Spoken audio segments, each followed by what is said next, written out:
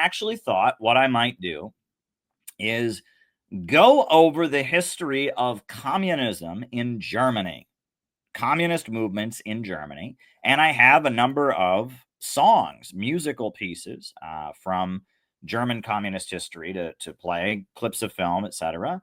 And I just thought we would talk about German communist history. So that's what my opening remarks are going to be about tonight, the history of communism in Germany. So, as you know, Karl Marx and Friedrich Engels were of German descent. They lived in Germany, and they wrote the Communist Manifesto in 1848 because they led something called the Communist League that was participating in the 1848 German Revolution. There was no Germany in 1848. Germany did not yet exist as a country. There were a number of different feudal principalities, but there was a widespread uprising all throughout what we now consider to be Germany in 1848, demanding the creation of a democratic republic and a nation state for all of Germany. And all kinds of people fought in the German Revolution of 1848. And there were Marxists, followers of Karl Marx and the Communist League. There were Anabaptists, people that were opposed to baptizing children, very radical Protestants. There were people that advocated a democratic government, religious fanatics, all kinds of people revolted, demanding the creation of a modern German nation state. Richard Wagner, the famous composer, he was part of the 1848 German Revolution, had to go into exile. And Karl Marx and Friedrich Engels were part of the 1848 Revolution, German Revolution, and they had to go into exile afterwards. And the Communist Manifesto was published as kind of their statement of principles, what they believed in, as one faction in the 1848 Revolution that swept Germany. 1848 was a very, very important year. It was the spring of nations. There were over 200 revolts in Europe. Almost every European country had revolts. And it was the French Revolution had happened the very end of the previous century. And it was the momentum of the French Revolution continuing to spread. And what people all over Europe were demanding was the creation of democratic republics and the overthrow of feudalism. And Germany, the rallying cry to create a German nation state, to create a German nation, to create a republic in Germany, the rallying cry of it was German nationalism. Right? Nationalism kind of comes out of the French Revolution, right? Nationalism, the concept of a nation state, the people of a nation. The French Revolution kind of gave birth to modern nationalism. And so, inspired by the French Revolution, all over Europe, you had people rising up, and they were called Republicans because they wanted the creation of a democratic republic. And they were called nationalists because they wanted the creation of modern nation states. Republicanism and nationalism. And what was the anthem of the 1848 German Revolution? Deutschland, Deutschland, über alles. Deutschland, über all das Welt. Right? That is the anthem of the 1848 German Revolution. And peasants marched into battle to overthrow the landowning aristocracy, singing that song because the idea of a modern German nation state was very, very revolutionary. And it would mean getting rid of the princes and the monarchs and the nobles and creating one German nation where they would have an elected government, where they would have freedom of speech and freedom of religion. It was quite inspiring. And it was Republicans all across the European mainland and in Britain and in Scotland and all kinds of places. You had the 1848 Spring of Nations, and they lost epically, and all kinds of people had to flee and go into exile after the 1848 German Revolution. The actual German nation state didn't come into existence until much later, and you'll notice that at the end of the Communist Manifesto, right? When we talk about the Communist Manifesto, everyone loves to talk about it, but it's actually a very interesting document. You read it, the first section of the Communist Manifesto is praising capitalism, right? The first section of it is going on and on about how capitalism is this great system that has marched us into the modern world. And it's talking about how feudalism was holding people back. Feudalism stripped people of basic rights, etc. But because of capitalism, Suddenly we have the modern world. Suddenly, we have gotten rid of all kinds of superstitions. But at the same time, we're losing something at the same time. And that the Communist Manifesto, the opening section of it actually has an oddly conservative side to it. Let me see if I can pull it up here. Yeah, right. This is the section of the Communist Manifesto that sounds oddly conservative. This is what it says. The bourgeoisie, wherever it has gotten the upper hand, has put an end to all feudal, patriarchal, and idyllic relations. It has pitilessly torn asunder the motley feudal ties that bound man to his natural superiors, and has left remaining no other nexus between man and man than naked self-interest, than callous cash payment. It has drowned the most heavenly ecstasies of religious fervor and chivalrous enthusiasm, of Philistine sentimentalism, in icy water of egotistical calculation.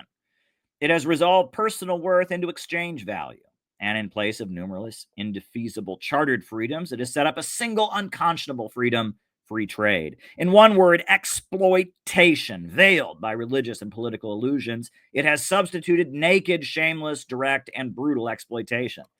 The bourgeoisie is stripped of its halo, every occupation hitherto honored and looked upon with reverent awe, and has converted the physician, the lawyer, the priest, and the poet, the man of science, into its paid wage laborers.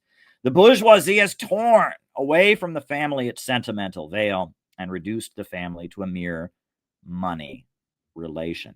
The first section of the Communist Manifesto is Karl Marx praising capitalism for playing this revolutionary role, but also pointing out that we lost something very, very special. I mean, we're losing our connections to other people. That's, callous cash payment. We're becoming cold, and we've lost our belief, and we've lost our principles, and callous exploitation, sentimental veils torn aside. Second section of the Communist Manifesto, as he says, capitalism has created this new class called the proletariat, the wage workers. And it basically says the wage workers are going to have no choice but to form combinations, labor unions, and then eventually there's going to need to be a political party to represent those labor unions. And eventually the proletarians will rise up and take control of the government. They'll win the battle for democracy and centralize the instruments of production into the hands of the state. And that'll lay the basis for creating a huge amount of abundance and paving the road to a world of equality. And that's the second section. The third section of the Communist Manifesto is Karl Marx going over all these different kinds of socialism that existed at the time, most of which were people in Germany who were critical of capitalism because they wanted to go back to feudalism. And he talks about conservative socialism. He talks about noble or feudal socialism. He talks about what he calls German true socialism.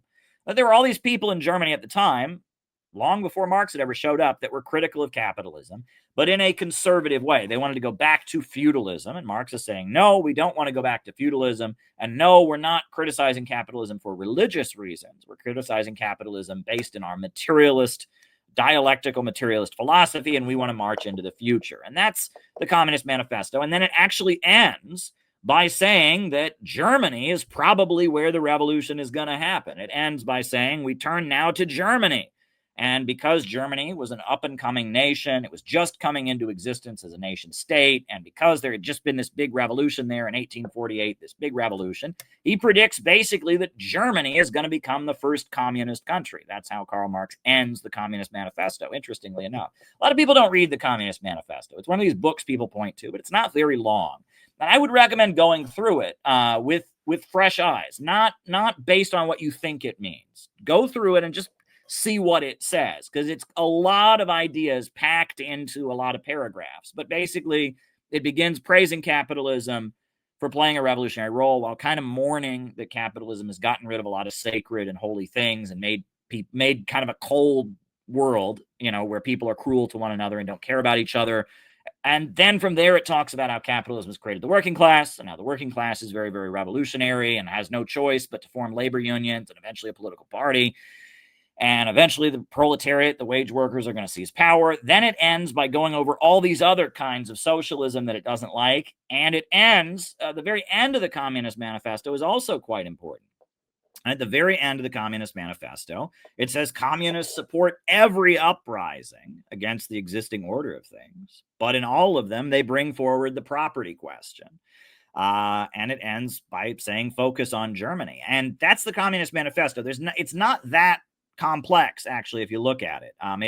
It's quite simple, and it's not very long. It's less than 100 pages, less than 60 pages.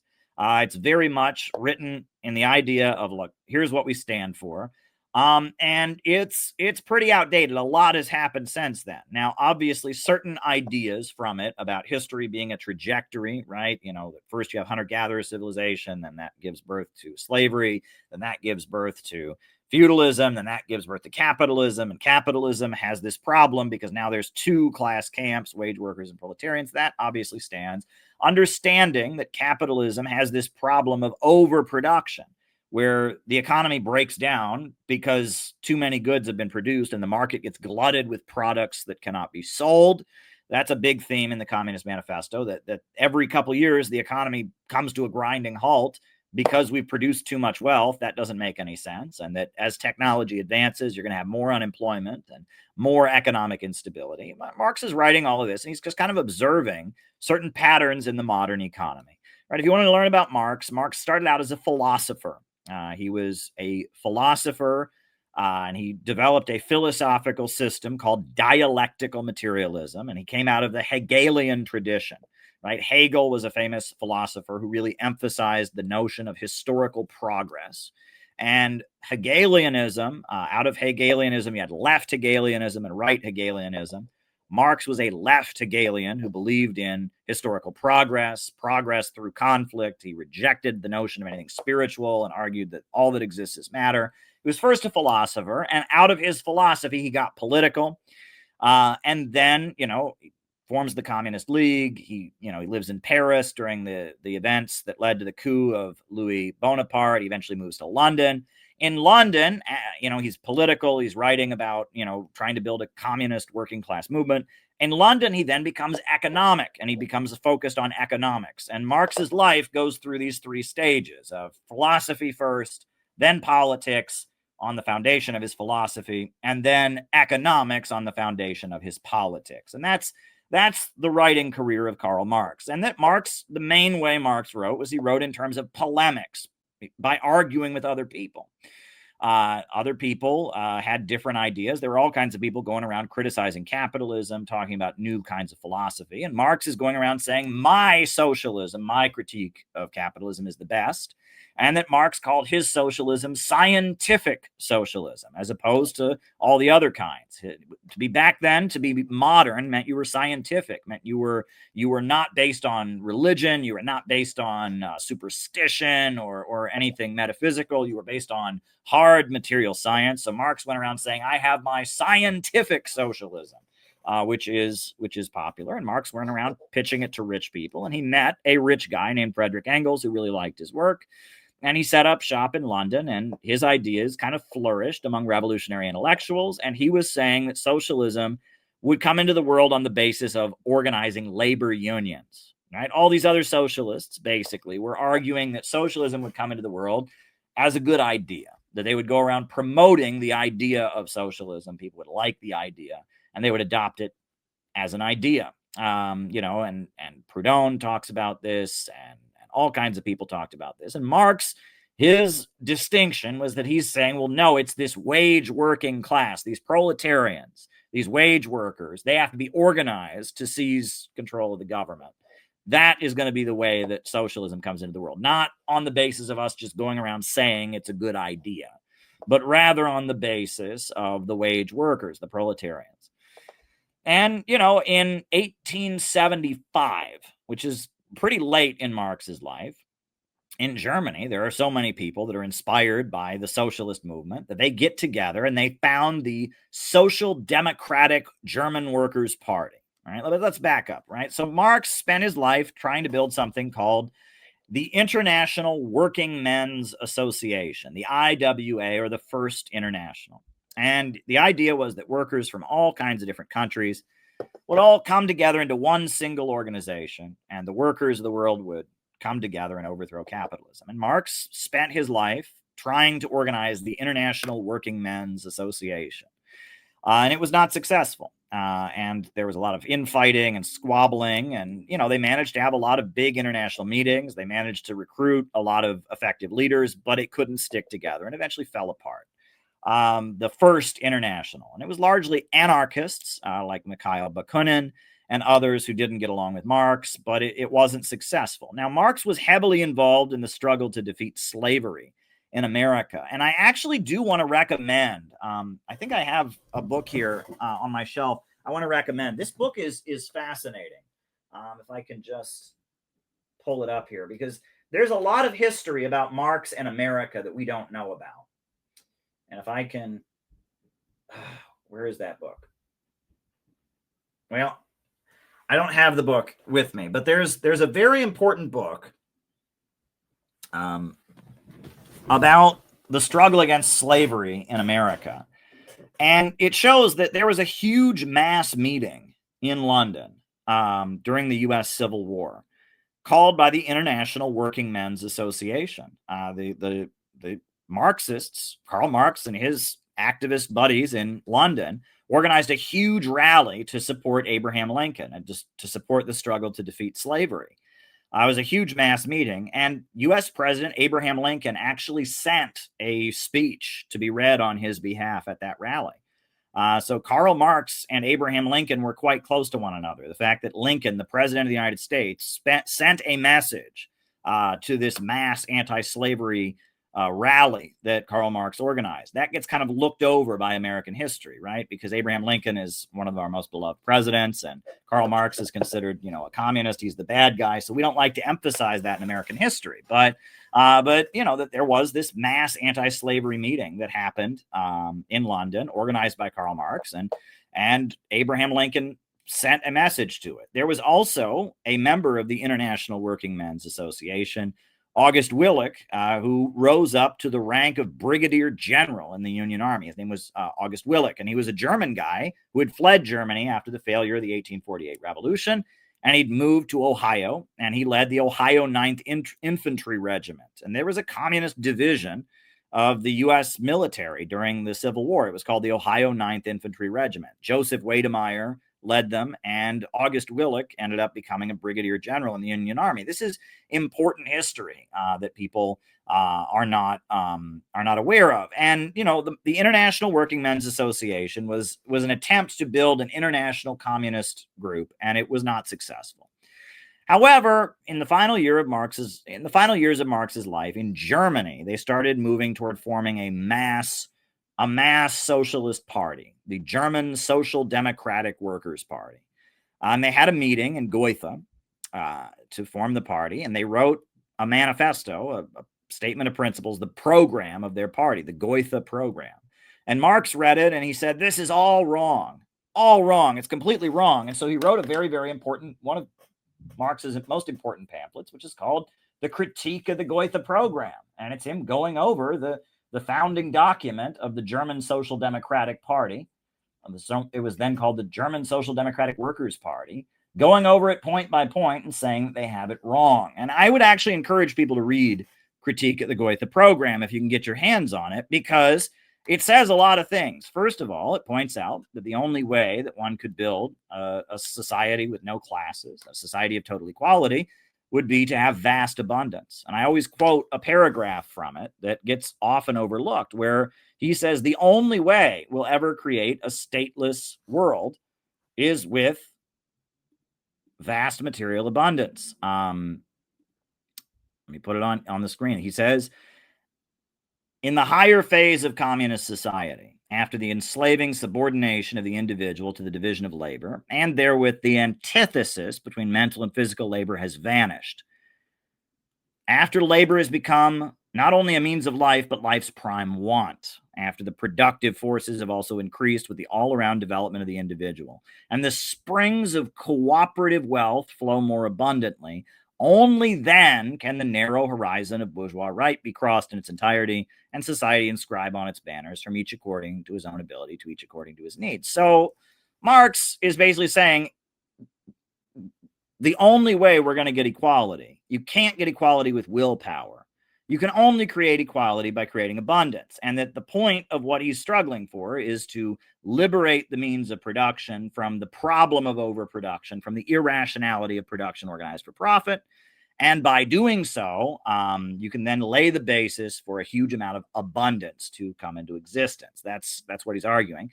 And he argues against the redistribution of income. He says we're not interested in redistributing income. We want to change property relations. It's very, very important if you read Critique of the Goethe Program, because people have this caricature in their head of what they think socialism is, right? Mamdani is the biggest example of this. This New York City, the guy who's running for mayor of New York City on a socialist platform. It's all just redistribution of income. Well, Marx says we're not fighting for redistribution of income. We want to change property relations. On top of that, Marx wants to create so much wealth that the very need for the state will fade away. Well, Mamdani says wealth is bad, and that there's just too much wealth in this world, and we want to stop having so much wealth because it's bad for Mother Nature or something. That has nothing to do with what Marx wrote, right? Nothing to do with what Marx wrote about. And so he writes the Critique of the Goethe Program. Well, Marx died, but Friedrich Engels was involved in helping establish the German Social Democratic Workers' Party. And in Germany in particular, social democracy, which was the Marxist movement, became very, very popular. And for a while, they tried to outlaw it, actually. They had the anti-socialist laws that they passed in Germany, made it illegal to preach socialism. But it didn't make a difference. Socialism just became more and more popular. And as it got up into the 1890s, in Germany, millions and millions of people were Marxists. Marxism became probably the biggest political movement that Germany had ever seen at that point. The German Social Democratic Party, which still exists, by the way, it's one of the major political parties in Germany, the SPD. It became a mass movement, and it was the political movement of the labor unions. Labor unions were coming to existence. Germany was emerging to be an industrial country with steel mills and factories. And as the workers formed unions, the political party that was aligned with those unions was called the Social Democratic Party. And the ideology of the political party was Marxism. And Karl Kautsky was the leader of the German Social Democratic Party. Karl Kautsky was their big intellectual, their big ideological leader, their big thinker, Karl Kautsky. And he drew heavily from Marx and Engels. And the German Social Democratic Party was a mass party with millions and millions of people in it. And there were other parties. The British Labour Party came into existence as a Marxist party. And French socialist parties, French social democratic parties in Italy, in Austria, you had a big social democratic party. Marxism was a widespread movement. And Germany, it came into existence, and it's been pointed out that part of the reason that Marxism was so popular in Germany was because Germany was so late in the game in becoming a modern nation state, right? What year did Germany come into existence? It was like the 1860s, right? When was the German nation state founded, right? It was like when? 1866. It was 1871. You finally had Germany. So Germany came into existence very late as a nation. And there had been so many revolutionary upsurges and all of that had created the space for like a mass revolutionary movement to come into existence, right? And that the German capitalists that were emerging to lead the modern German nation state were very weak. They were very weak, and they very much had relied on a mass leftist movement to exist, to overturn feudalism. And so that created the space for there to be a mass social democratic or Marxist movement in Germany. And in the 1890s, we know what was happening, which was that capitalism in the Western world was moving toward the stage of imperialism. And what's interesting is that social democracy in Germany and in other countries, but especially in Germany, where social democracy was very, very strong. I mean, the German Social Democratic Party was the biggest political party in the world at that point. I mean, it was a huge political movement, and it was the strongest in Germany. Nowhere was Marxism stronger than it was in Germany. And as Germany was becoming an imperialist country, social democracy the reforms that the Social Democrats and the Marxists were fighting for helped Germany to become an imperialist country. And this is something that many leftists don't understand. This is something that many Germans would get very upset if you brought it up. And this is just a historical reality that Lenin talked about that came to understand. But you know, Germany was the up and coming imperialist power, right? In the movie Reds, Warren Beatty, he explains World War I. He says, Britain and America and France run the world, and Austria and Germany just want a piece of it. That was really the case, right? America, Britain, and France were the leading imperialist countries that were dominating the world. But Germany, Austria, and Turkey were trying to become imperialists themselves. And it was an inter-imperialist rivalry. And Germany was an up-and-coming imperialist power with a much weaker capitalist class. And in Germany, you had a huge socialist movement. And that socialist movement was led by people who wanted to overthrow capitalism. Karl Kautsky, people who were inspired by Marx, millions of people in socialist marching bands and socialist choirs. But a lot of what the socialist movement in Germany demanded strengthened German imperialism. One thing, for example, was universal public education. Right? In America at this time, we didn't have universal public education. Right? You go back to America in 1880, 1890, you know, you would be lucky for your kids to have a school to go to, right? There was no guarantee. And a lot of kids just worked in factories. A lot of kids just worked on a farm and never learned to read. We didn't have universal education in America. But in Germany, the socialist movement, the Social Democratic Party, organized protests and strikes and demanded the creation of a public school system, universal compulsory education, and to create universal literacy in the nation. That was something that the German socialists fought for.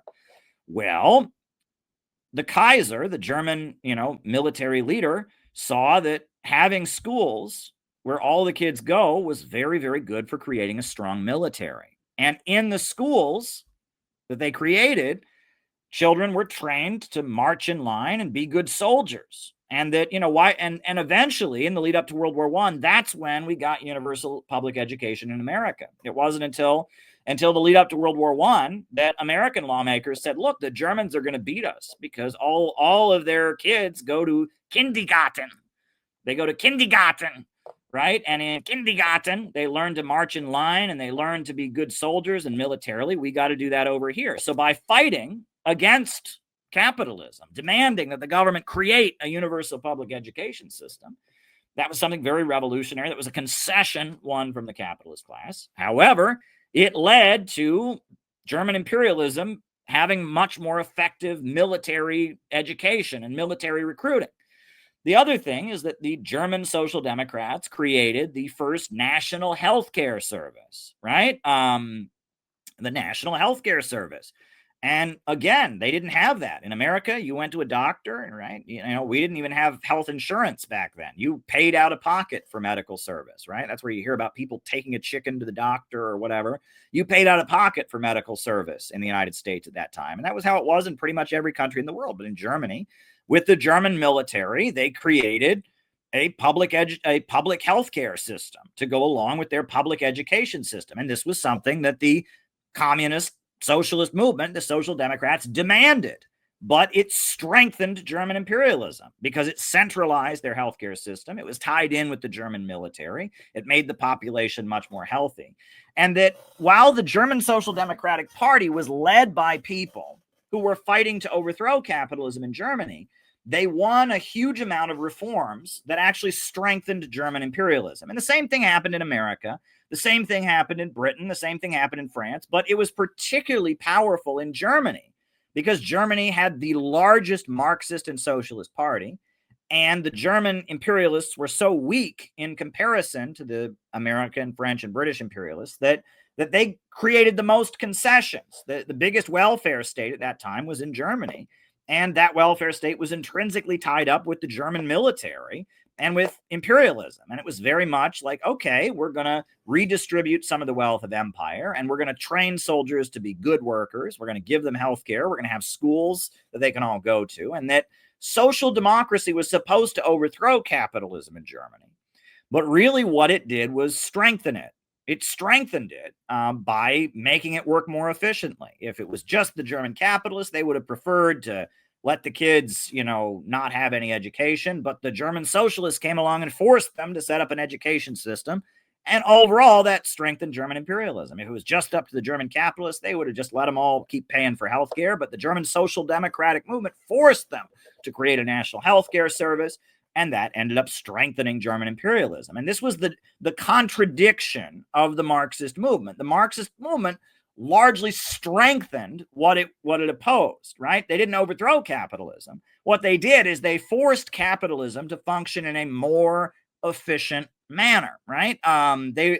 It's very weird, right? People compare Roosevelt in America to the dentist. Nobody likes the dentist, but nobody likes the dentist, but you need the dentist when your cavity is really, really bad, right? And that social democracy was supposed to be a movement to overthrow capitalism, but it very much became a mechanism for strengthening capitalism by forcing capitalists to do things they didn't want to do, right? And that's a very interesting contradiction. And at the same time that German imperialism is rising, the working class of Germany is becoming divided. And it's becoming divided between the skilled and higher paid workers and the unskilled workers at the assembly line. And this is happening all over the Western world, right? The skilled and the unskilled. In America, the American Federation of Labor, the AFL, would only organize skilled workers. A lot of times their unions were for white workers only. You had to speak English. You couldn't be born in another country. And on top of that, you had to do a skilled trade. You had to go through an apprenticeship, right? Whereas people who just worked on the assembly line, who didn't speak English, who were born in another country, who were not white, they couldn't join the AFL. And so they joined the IWW, the Industrial Workers of the World, which was a union for all workers. And there was a division. The working class was becoming stratified. And the Marxist parties were becoming dominated by the higher paid skilled workers who were getting a benefit from imperialism. And this affected their character, right? And so over the course of the 1890s and the early 1900s, you have what you call the crisis of Marxism, because Marxism was everywhere, especially in Germany, but there was no revolution. And in fact, things weren't playing out as Marx had predicted. Marx had said that what would happen as capitalism developed is you'd get more poverty among the working class and more economic instability. And actually what was happening was a lot of German workers were getting more privilege, and they were moving up, and they were getting more stability, and the capitalist system was becoming more stable because of the healthcare system, because of the kindergarten, and also, but it was mainly paid for by the fact that Germany was seizing chunks of Africa, and it's seizing parts of China, and seizing parts of the world, and using them to rake in super profits, right? Imperialism, capitalism in its monopolistic stage, relies on the creation of an aristocracy of labor in the homeland. And it uses the super profits to stabilize capitalism in the Western countries. Capitalism was moving into its imperialist stage, and this crisis of Marxism was spreading everywhere. And everyone was noticing this, that communism and Marxist ideas were everywhere. The social democratic parties were everywhere in Europe, and Germany, and most especially, were they the biggest, but you weren't seeing any revolution. There was no revolution. And the climax of this was World War I. World War I broke out, and Germany and Austria and Turkey went to war with France and Britain and America. America didn't come in until the very end. And World War I broke out. And World War I was a barbaric war, the kind of war humanity had never seen before. This was the first war in which airplanes and bombing was used. This war involved poison gas and chemical weapons being used, widespread use of machine guns. There had been machine guns in other wars, Gatling guns, etc. But this was the first war with widespread use of machine guns. And World War I was an episode of mass death on the scale that humanity had never seen. And the important thing to remember, and again, I've said this on many a stream, and people get very fired up when I point this out, but this is not something I thought of myself. This is something Lenin said, this is many others. World War I would never have happened if it wasn't for the Marxist movement. if the German Social Democratic Party, that had millions of people, that had, so many people loyal to it, if they had said no to World War I, they could have stopped it. If the British Labour Party, that had millions of workers loyal to it, if they had said no to World War I, they could have stopped it. If the French socialist groups had said no to World War I, they could have stopped it, right? But they didn't. The socialist movement, the Marxist movement, cooperated with World War I. And that is why World War I happened. And that social democracy as a movement, Marxism as a movement, had gradually become part of Western imperialism. It was the labor union affiliate, the labor union wing of Western imperialism. And that's what Lenin spends a huge amount of his writing showing, that German imperialism needed the Social Democrats. British imperialism needed the Labour Party. French imperialism needed the socialists, right? And that social democracy, the Marxist movement, was an essential part of imperialism, right? People don't understand this history, but you had a mass social democratic movement, a mass workers movement in Germany, and that movement was led by sellouts, by traitors who marched the German workers off to World War I. And it wasn't just that they didn't stop the war, they were part of making it happen, right? They were part of mobilizing the working class to go die in this horrendous war in which 20 million people died. Let me see. I think I've got a quote I can put on the screen about that. Right? All right. Yeah, this is Lenin writing about this at the time. He says, neither we nor anyone else can calculate precisely what portion of the proletariat is following and will follow the social chauvinists and the opportunists. This will be revealed only by the struggle, but it will be definitely decided only by socialist revolution. And we know that the defenders of the fatherland in the imperialist war represent only a minority. And it is therefore our duty, if we wish to remain socialists, to go lower and deeper to the real masses. And this is the whole purport of the struggle against opportunism, by exposing the fact that the opportunists and social chauvinists are in reality betraying and selling the interests of the masses, and that they are defending the temporary privileges of a minority of the workers that are vehicles of bourgeois ideas and influences, that are really allies and agents of the bourgeoisie. We teach the masses to appreciate their true political interests, to fight for socialism and for the revolution through all the long and painful vicissitudes of imperialist war and imperialist armistices. So he's saying, look, we have to oppose the Social Democrats. Socialism, the Marxist movement has become, says the only Marxist line in the world labor movement is to explain to the masses the inevitability and necessity of breaking with opportunism, and to educate them for revolution by waging a relentless struggle against opportunism, and to utilize the experience of war to expose, not conceal, the utter vileness of national labor politics. That is from Lenin's very famous pamphlet called Imperialism and the Split in Socialism. And that text, he gives a definition of imperialism, and he says, look, the Marxist movement has largely become a tool of imperialism, and that the German Social Democratic Party is a prime example of that. And so what happened? World War I goes on. 20 million workers died in World War I. And the Social Democratic Party went along with it. Now, there was one very, very brave woman who refused to go along with it. And her name was Rosa Luxemburg. And Rosa Luxemburg, right, she was a German socialist. She was born in Poland. And she was a leader of the socialist movement. And she refused to support World War I. And she wrote a pamphlet calling out the German Social Democratic Party for their betrayal of the working class. And she couldn't put her name on it because if she had been caught writing it, she would have gone to jail. And they did eventually catch her for writing this pamphlet, and they did throw her in prison. And so it's called the Junius Pamphlet of Rosa Luxemburg. It's a very powerful piece of writing where she calls out the German Social Democratic Party and the German Marxist movement for leading the workers to war. And in that pamphlet, she says that World War I is the beginning of a process. This is really important. You want to talk about somebody who was way ahead of their time. This is 1914. Rosa Luxemburg writes in 1914 that World War I is the beginning of a new stage of imperialism. That what Lenin said about capitalism entering the imperialist stage, she says World War I is the very beginning of another stage that she calls barbarism, of the Western countries deteriorating from within.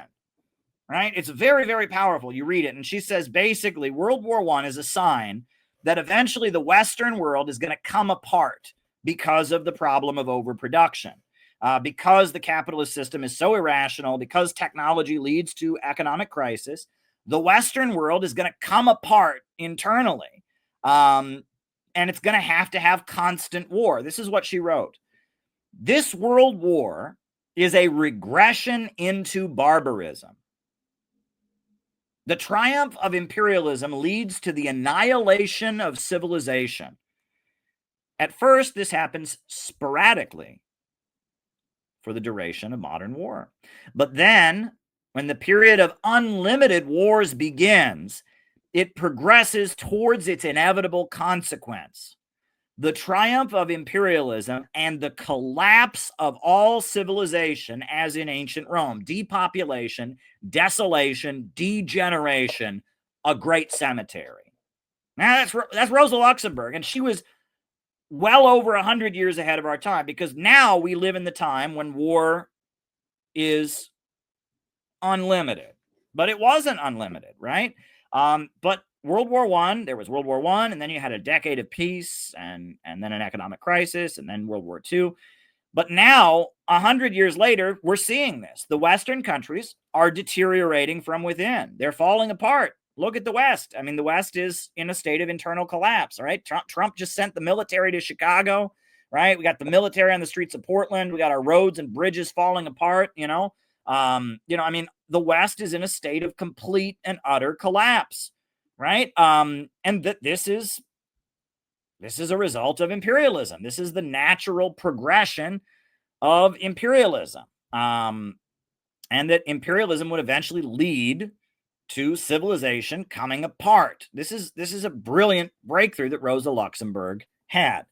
And that's Rosa Luxemburg. She predicted this at the beginning of World War I, and this was a pamphlet that she wrote that was illegal. It was called the Junius Pamphlet, and it was a brilliant piece of writing. And Lenin had never heard of Rosa Luxemburg, right? But he read this pamphlet.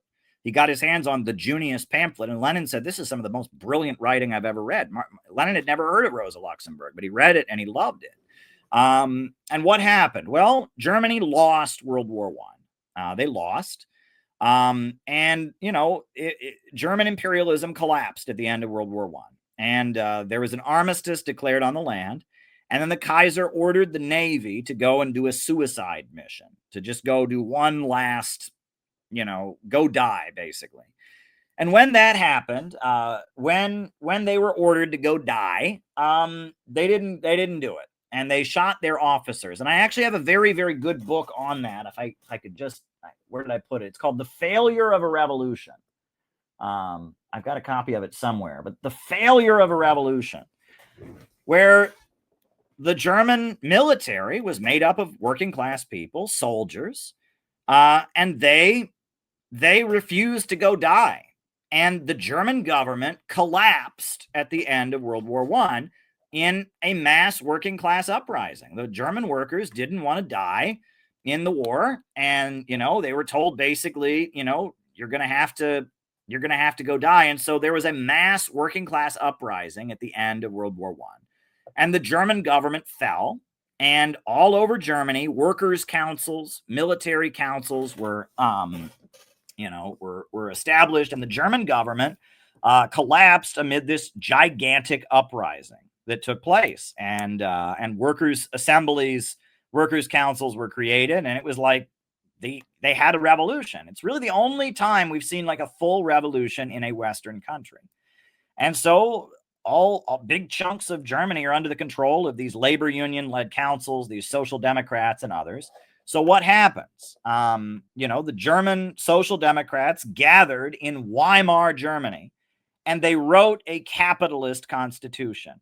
And they declared that you couldn't establish a socialist government because that would be undemocratic. And Kautsky wrote a pamphlet condemning the Soviet Union. The Bolsheviks had taken power and created the Soviet Union. And Kautsky said, that's not democratic. It's not democratic. They didn't have a popular mandate for what they did. And they condemned it. And they wrote a capitalist constitution. They created the Weimar Republic. And David is always one step ahead of me. Bavaria, the region of Bavaria, declared independence from Germany. And they created the Bavarian Soviet Republic. And Bavaria became Red Bavaria. They called it Red Bavaria. And for like a year, you had a communist government in Bavaria. Now, it's funny. Bavaria is considered today to be a very, very conservative part of Germany. It's very Roman Catholic, and it's very, it's like they're almost like they consider them kind of the hillbillies of Germany. But Bavaria was Red Bavaria at the end of World War I, and they refused to accept the Weimar Constitution. And this woman, Rosa Luxemburg, she and her friend, I think it was her partner, I don't know if they were married or whatnot, but Rosa Luxemburg and Karl Liebknecht, they formed a group called the Spartacus Bund, or the Spartacus League, named after Spartacus, the leader of the slave revolt. And the ancient Roman slave revolutionary Spartacus, they formed the Spartacus League. And the Spartacus League rose up against the German, the German government, and they wanted to continue the revolution. And so the Social Democrats got a whole bunch of, former soldiers called the Freikorps, and they crushed Rosa Luxemburg, and they killed her very brutally. They threw her body into a river, and she was killed, and very brutally murdered in, I believe, 1918 or 1919 at the end of World War I. Very horrendous. And so Germany had this revolutionary crisis at the end of World War I, and Rosa Luxemburg was killed. Red Bavaria was declared, and Red Bavaria, well, they didn't do too well because they were surrounded, because the rest of Germany was against them. They were basically waging a civil war against the rest of Germany, and there was a lot of chaos, and it was not a good time. It was not a good time. And it was kind of like what they're doing to Venezuela, kind of like what they do to socialist countries in general. They said, look how bad the socialists are at managing things. And it was, it was this temporarily established revolutionary government. There was chaos, there was instability, there was shortages of food and people fighting and armed battles.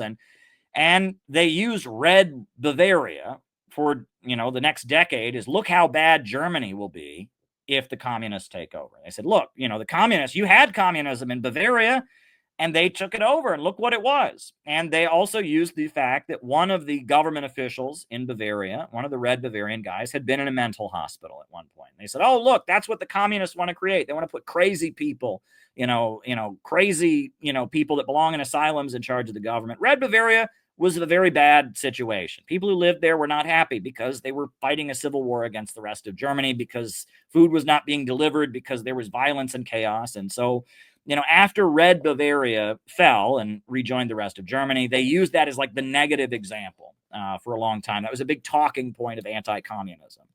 And the Weimar Republic came into being. And after World War I, the Weimar Republic came into being. Now, Germany was very much humiliated at the end of World War I. They lost huge amounts of territory, and the German people had to pay a huge amount of taxes to France and Britain as reparations. The idea was that Germany was responsible for the war. So average working people went to work, and a chunk of their paycheck got sent to Britain and France as reparations for the war.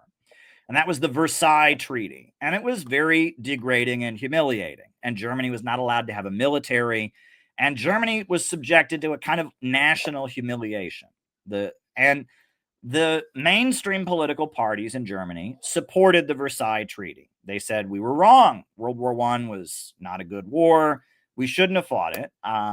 However, the Communist Party opposed it because they said it wasn't the German working class that created World War I. It was the imperialists. And so why should workers have to pay for it? And the far right, like the nationalists, they opposed it because they said they were right. Germany did nothing wrong in World War I, and why should they admit guilt? But the Social Democratic Party, they supported paying reparations, and they supported the Versailles Treaty. And the mainstream political parties, the Christian Democratic Party, they supported the Versailles Treaty. And the Treaty of Versailles was national humiliation. Plus, Germany had to borrow a lot of money from American and British banks to rebuild itself. And there was a huge amount of poverty in Germany after World War I. And there had also, the Social Democratic Party was a major political party that was, the biggest political party that had created the Weimar Republic. But the Social Democratic Party had murdered Rosa Luxemburg and killed Rosa Luxemburg. And so there was a river of blood between the Social Democratic Party, the party of German imperialism, the party that supported the Versailles Treaty, and the communists. And there was a communist party that was formed in Germany. And the Communist Party was people that admired Rosa Luxemburg and people that took direction from the Soviet Union. And the leader of the German Communist Party was a guy named Ernst Thälmann. And this guy, I have actually spent a long time studying. He's actually one of my, at one point I was very fascinated and obsessed with Ernst Thälmann. When I was on the ship going to Yemen, I had in my bag a biography of Ernst Thälmann, the leader of the German Communist Party in the 1920s and 30s. And Ernst Thälmann, I'm going to put a picture of him on the screen. Ernst Thälmann, he was Mr. Communism, right? The policy of the communist parties, following the Soviet Union, they had a figure that was like their leader, that they built up kind of worship for. And, kind of like, in the Soviet Union, they built up Lenin, the cult of Lenin. They put Lenin in the mausoleum. They worshiped Lenin. And then Stalin was the great leader. Ernst Thälmann was the leader of German communism in the 1920s and the 1930s. And he was just the icon of the German communist movement. He was a dock worker, and he was quite conservative. So much so that he would not allow men to dance with his sisters at bars, unless they asked his permission first. When he would go to bars, his sisters would be at the bar, and if a guy asked one of his sisters to dance without talking to him first, he would beat them up. He would punch them, right? Now, that's obviously very, very traditional and very, very patriarchal. But that was, Ernst Thälmann was very, very much a conservative. It's very interesting because he was a communist, but he had this very traditional German way of doing things. He was also very, very masculine. For example, you see him there in this picture wearing a tie, right? And it was his tradition. I find this amazing that, he was a working class guy, but as a politician, he was expected to wear a tie.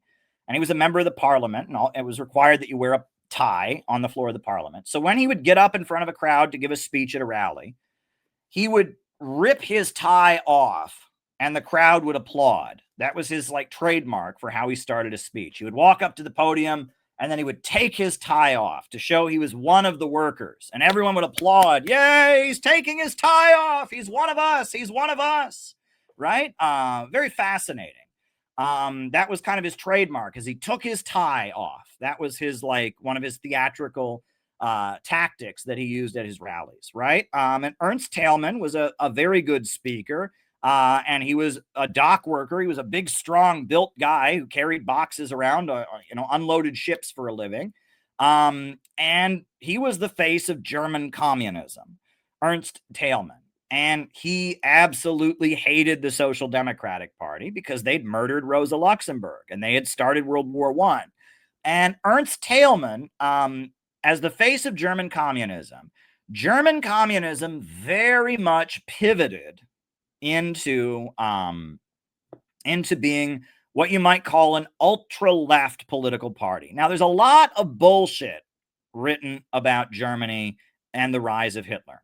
Okay, and the reason I'm talking about this tonight is because there's all this talk about fascism and there's all this stuff out there, and we need to be very clear, because this is one of the main talking points of Trotskyites and others, is they say it's his fault, it's Ernst Thälmann's fault that Hitler came to power. That is not the truth.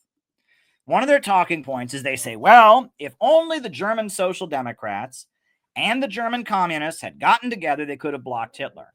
That is true, except that never would have happened. That never would have happened, because they They hated each other because the German Social Democrats had killed Rosa Luxemburg, and the German communists and the German Social Democrats, their policies became opposite. The German Social Democrats became more and more reformist, and the German communists became more and more radical and ultra left. And that was because they represented different demographics. The German Social Democrats represented workers who were working in factories and were members of labor unions. And when the Great Depression hit, but even before that, in the 1920s, when Germany was having all its problems, if you had a job in a factory and you were represented by a labor union, you were damn lucky. And you didn't want to rock the boat, right? Because you could lose your job. There was mass unemployment in Germany. So the Social Democratic Party became more and more reformist, toning it down, representing the factory workers, the people that were lucky enough to still have a union job in a factory. Whereas the Communist Party became the party of desperately poor, unemployed people who had nothing to lose and were willing to go out and fight.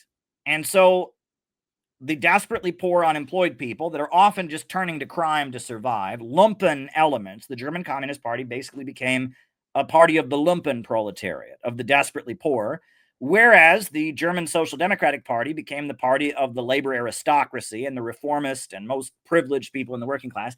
Their politics were like miles and miles apart. And the German Communist Party was very much the party of desperately poor people in Germany who could barely survive, who had to go out and fight for their basic survival. And they built unemployed associations, and they conducted what they called bread riots, where they broke into stores and took food, right? And they had their own militia, their own private army. It was called the Red Front Fighters League. And there's, I'm going to show you, this is from the movie they made about the life of Ernst Thälmann in Germany. And this shows you what it was like. This was what a typical day was like in the day of the time of the 1920s in Germany, when the German Communist Party led mobs of desperately poor, hungry people in Germany.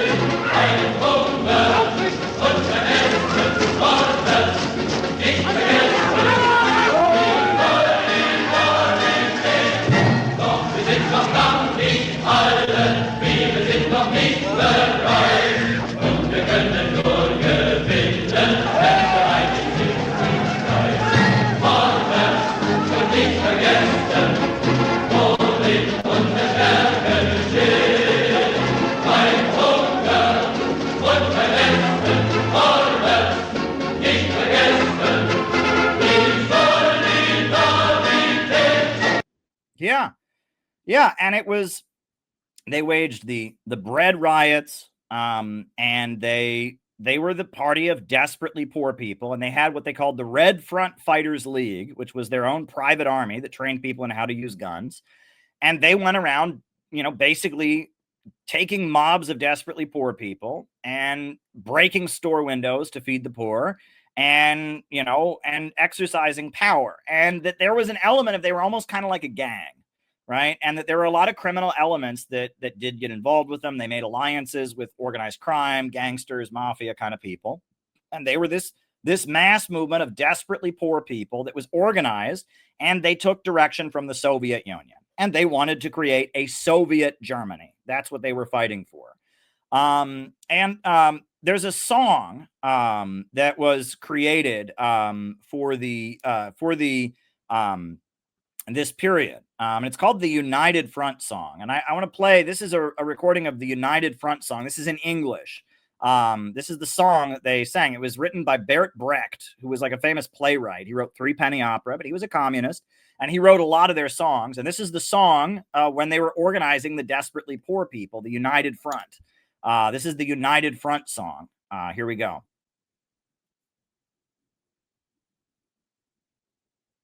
And just because he's human, a man would like a little bite to eat. He won't get full on a lot of talk that would give him bread and meat. Go left, 2, 3, go left, 2, 3, do the work that we must do. March on in the Workers' United Front, for you are a worker too. And just because he's human, he doesn't like a pistol to his head. He wants no servants under him and no boss overhead. So left, 2, 3, so left, 2, 3, do the work that we must do. March on in the Workers' United Front, for you are a worker too. And just because he's a worker, the job is all his own. The liberation of the working class is the work of the workers alone. So left, 2, 3, so left, 2, 3, do the work that we must do. March on in the Workers' United Front, for you are a worker too. Yeah. March on in the Workers' United Front, for you are a worker too. And it was this mass party. It was the largest communist party in the world outside of the Soviet Union. And they were a party of many, many, many millions of hungry, poor people. And they had lots of seats in the German parliament, and they were very popular. And in 1929, they basically decided to show their strength. 1929, they announced that they were going to have an armed parade on May 1st. They were going to march through the streets of Berlin with firearms on May 1st. And the German government said, you can't do that. We don't allow armed parades. And they said, we're going to do it anyway. And so they showed up and they had their militia march through the streets of the Wedding district in Berlin with guns. And the police, most of whom were Social Democrats, opened fire on them. Now, it's not clear who fired the first shot or what exactly happened, but they were all ready. The communists had prepared this. It was almost staged, right? And they seized Wedding. They seized the Berlin district. It was like a revolution that was planned. And the Communist Party seized control of a big chunk of Berlin. And for like 3 weeks, there were armed battles between the army and the police and the communist militia to try and seize control of the Wedding district. And that was a big event. A lot of people died, and it was very chaotic. The other thing that was happening was that there were all these other groups that had been formed, right, to fight the communists. You had the general German government, right? And then you had these various right-wing groups that were formed of former military officers that were against the communists, right? And they were called the Freikorps, or the Free Officers. And there were a lot of them, and they were German nationalists that thought communism was a foreign conspiracy and would hurt the German nation. And Nazism started out as one of these groups, and eventually those groups started merging into the Nazi Party. But it's now proven those groups were being funded by the British, because the British were very afraid of Germany and Russia together, right? If Germany and Russia were to align with each other, then the British Empire would lose control of the European mainland. And that was a really big fear. And so the British were giving guns and weapons to various Freikorps right-wing anti-communist groups. And the Communist Party of Germany, the Red Front Fighters League, and the Nazis and these other right-wing groups that eventually merged into the Nazis, they would fight each other in the streets. And the Social Democrats had their own militia, and they fought against the communists as well. And there were a lot of these various like armed groups in the streets of Germany that were fighting against other armed groups, right? You had the government, you had the actual German government, but it was these kind of paramilitary organizations, what we now use the term non-state actors. Non-state actors started to control things. Some neighborhoods were controlled by far right-wing groups. Some neighborhoods were controlled by social democrats. Some neighborhoods were controlled by communists. Okay. Various political parties started to have their own army and their own militias. And depending on where you were, that kind of determined what political party ran your district. People say it's actually very similar to how Hezbollah kind of operates in Lebanon, right? Hezbollah is not the military of Lebanon, but they have their own army. And in certain parts of Lebanon, they are the government. They're like a government within a government. And that's what the German communists were. And that's what the Nazis were. And that's what the Social Democrats were. It was like you had various different political parties and movements that had influence. Now, I want to talk about, there's this term that gets used, Nazbol. What is a Nazbol? All right, well, it means National Bolshevik. In Russia in the 90s, there was a party called the National Bolshevik Party. Where did they get their name? This is very interesting. Where did they get their name? Well, in Germany, there was a group of German communists within the German Communist Party who had a different strategy. And this is very interesting. They had a different strategy. So the main line of the German Communist Party was the class line, workers against the bosses, right? And that the Communist Party was fighting for a workers' united front, dictatorship of the proletariat. The communists were against the Versailles Treaty because why should the workers have to pay for a war the capitalists caused? But the German communists were opposed to German nationalism because they said Germany is an imperialist country, right? And so they weren't in favor of being proud to be German. They weren't, ultra patriotic to Germany. Instead, their line was, we're for the working class. The workers have no country. We want to bond with the workers of France. We want to bond with the workers of Britain, right? That was their notion, right? Well, the National Bolsheviks were a faction within the German Communist Party that said, look, Germany has been stripped of its colonies. And so Germany is no longer an imperialist country because it doesn't have any colonies. And it lost World War I. It no longer has a military. And now the German working class is oppressed, but so are the German capitalists, right? That we're now an oppressed nation. We've been colonized by the British and the Americans and the French. We've been colonized. And because we've been colonized, the Communist Party should lead a fight for national liberation. We should view Germany the same way you might view China or an African country or a country in South America. That the communists should, instead of trying to build a class war in Germany, if the workers fight the capitalists, the communists should lead a national liberation movement. That's what the National Bolsheviks said. They said that basically Germany has been reduced to being a colony of the British and Americans. And so we're going to lead a national liberation movement. Well, they were repudiated. Stalin didn't agree with them. The German Communist Party rejected their idea. The National Bolshevik Party, it was founded by Alexander Dugin in Russia. They argued that the National Bolsheviks were correct. Now, I don't know what that has to do with Russia in the 90s, right? Russia is in a completely different situation. But I think that the National Bolshevik position in Germany made sense because the reason that the Nazis were ultimately able to prevail was because of the fact that the German people largely felt humiliated as Germans for World War I, right? That they felt that they were suffering because they were German. The communists appealed to people on a class basis. You're suffering because you're a worker. It's the worker against the capitalists. But most Germans felt we are being humiliated because we are German.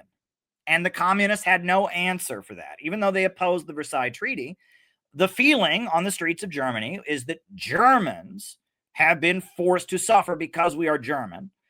And the communists, as popular as they were, they still were opposed to any German nationalism, even though Germany didn't have any colonies. And so what happened?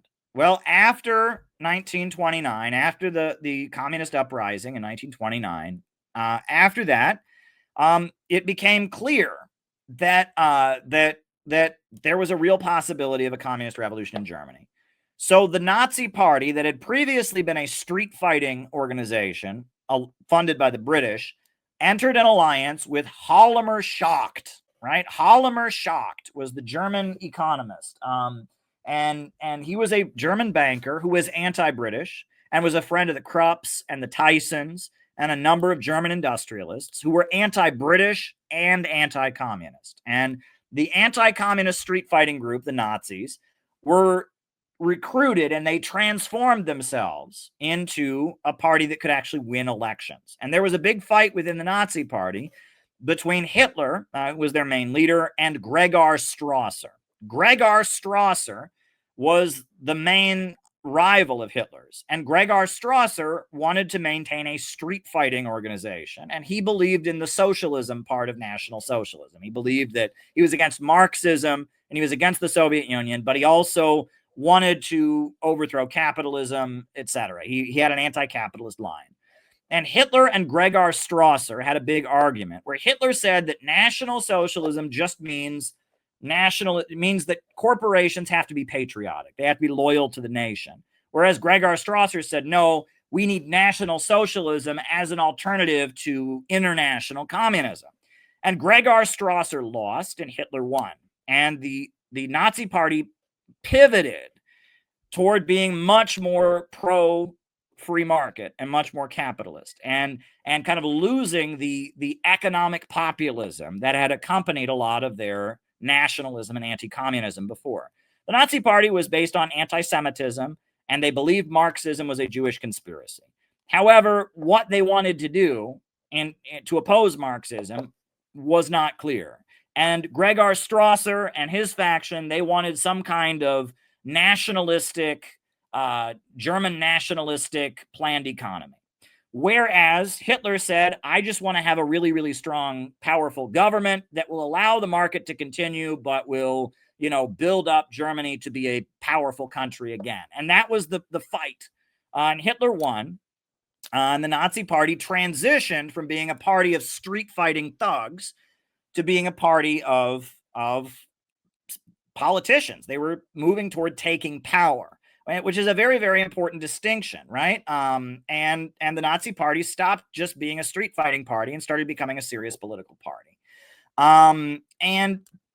As they did that, there were other events that were taking place, right? So Germany is impoverished because it has to pay back all these loans to American and British banks, and the entire Western economy crashes 1929.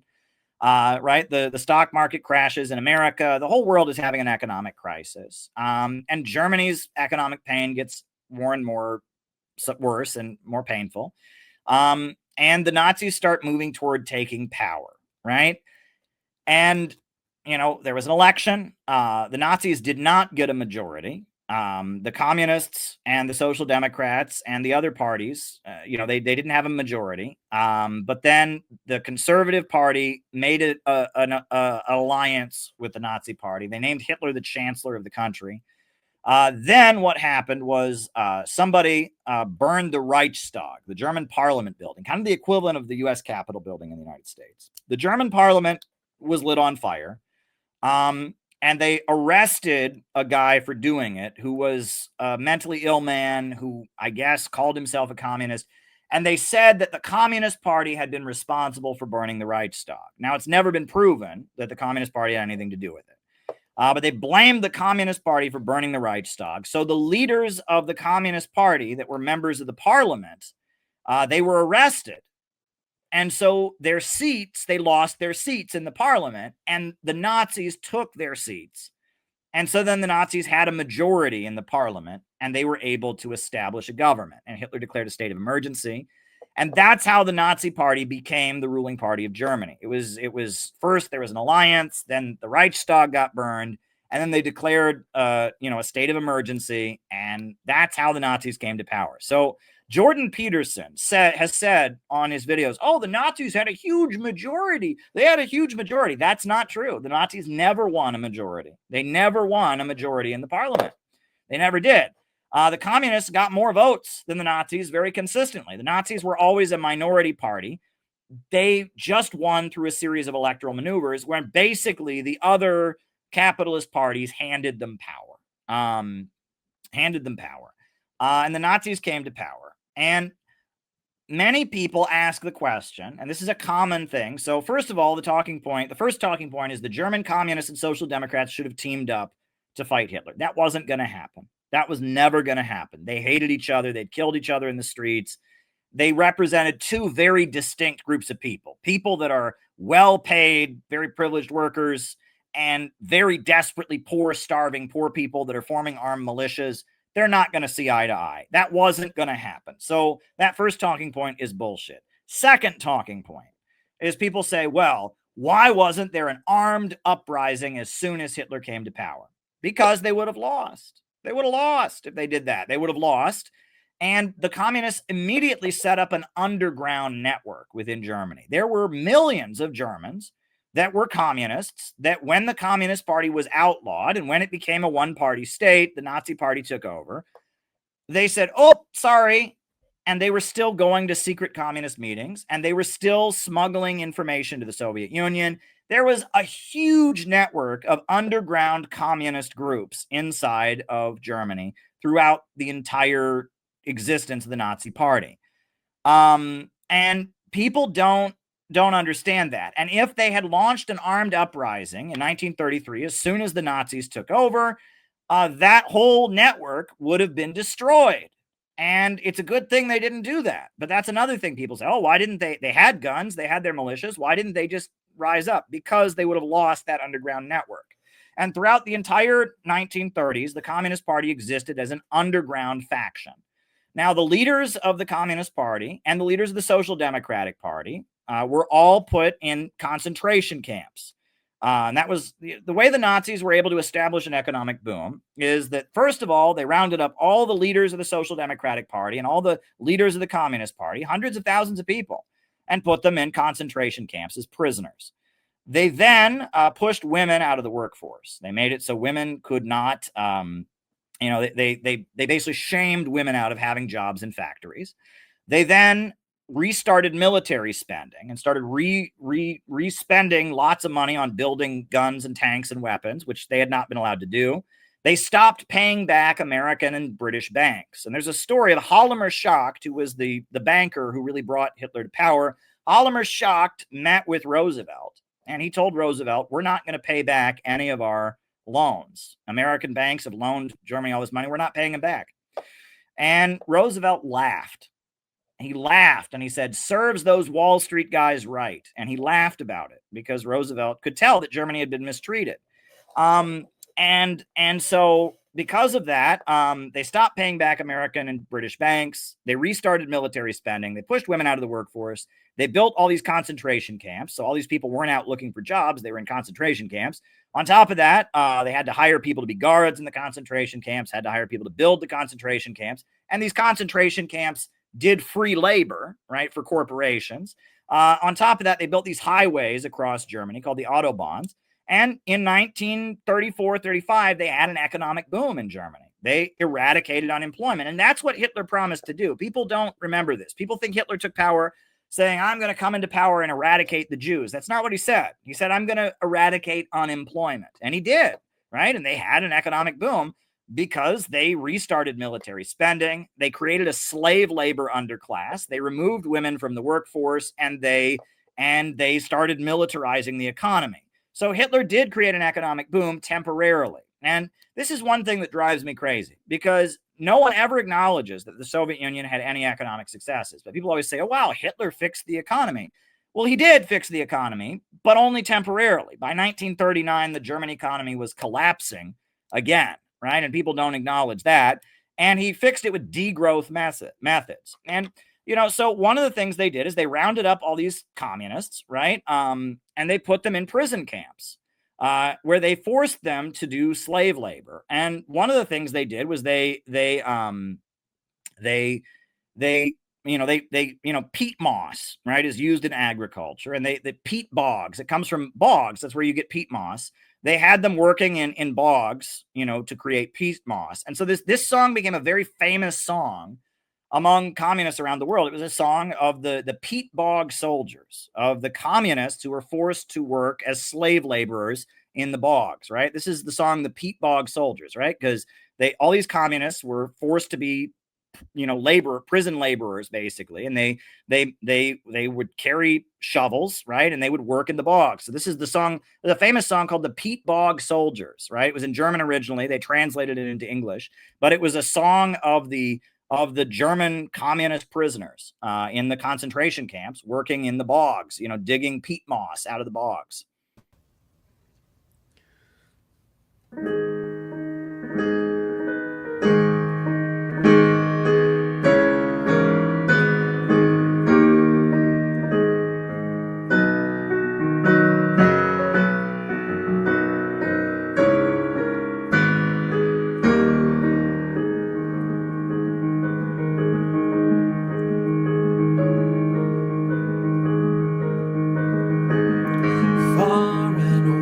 As the eye can wander, heath and bog are everywhere. Not a bird sings out to cheer us. Oaks are standing gaunt and bare. We are the Peat Bog Soldiers. We're marching with our spades to the moor. We are the Peat Bog Soldiers. We're marching with our spades to the moor. Up and down the guards are pacing. No one can get through.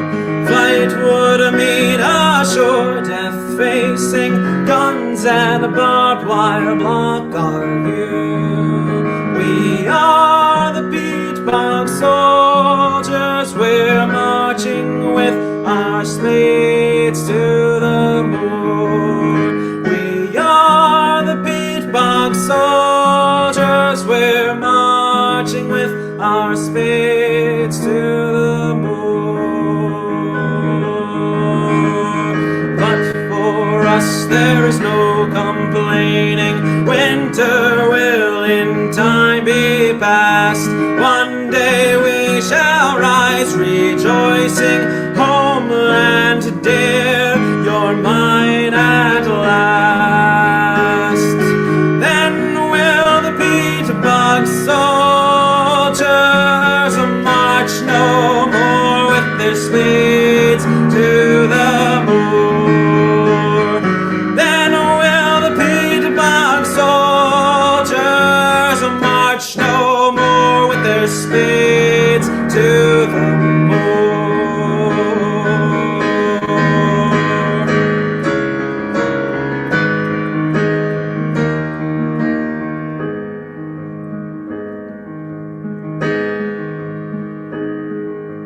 Wohin auf das Auge blicket, Boot und Heide nur den Sohn, Vogelsang und Nicktet quicket, Eichen stehen kahl und krumm. Wir sind die Moorsoldaten und ziehen mit den Spaten ins Moor. Wir sind die Moorsoldaten und ziehen mit dem Spaten ins Moor. Hier in dieser öden Heide ist das Lager aufgebaut, wo wir von jeder Freude in der Stadt Draht verstaut. Wir sind die Moorsoldaten und ziehen mit dem Spaten ins Moor. Wir sind die Moorsoldaten und ziehen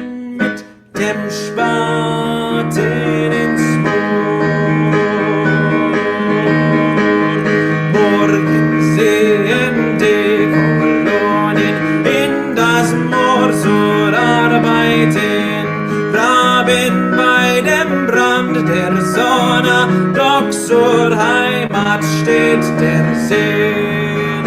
Wir sind die Moorsoldaten und sehen mit dem Spaten ins Moor. Auf und nieder gehen die Posten, keiner kann hindurch. Blut wird nur das Leben kosten, wir vergisst umsäumt die Bursch. Wir sind die Moorsoldaten und sehen mit dem Spaten ins Moor. Wir sind die Moorsoldaten und sehen mit dem Spaten ins Moor. Doch vor uns gibt es kein Klagen, ewig kann nicht Winter sein. Einmal werden froh wir sagen, Heimat, du bist wieder mein. Dann sind die Moorsoldaten nicht mehr mit dem Spaten ins Moor. Dann sind die Moorsoldaten nicht mehr mit dem Spaten ins Moor.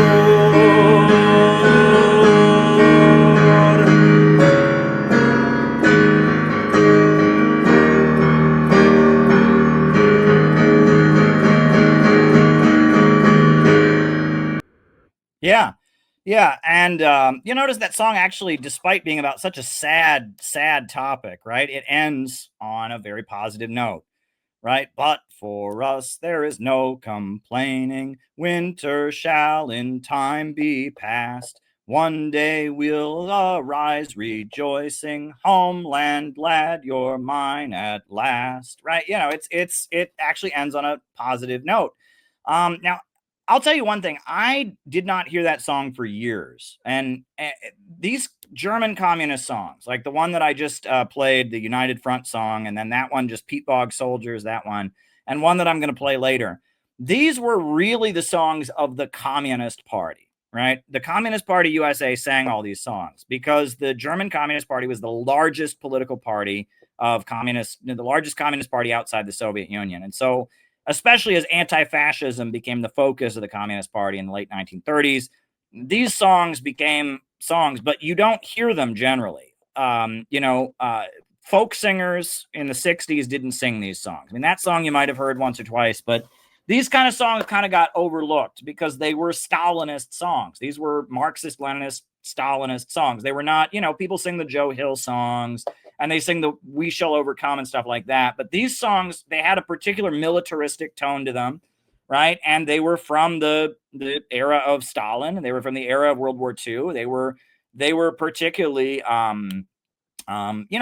this is a big theme in CPI that I've been, just hammering home about how there was a spiritual change in communism, especially in the late 1930s.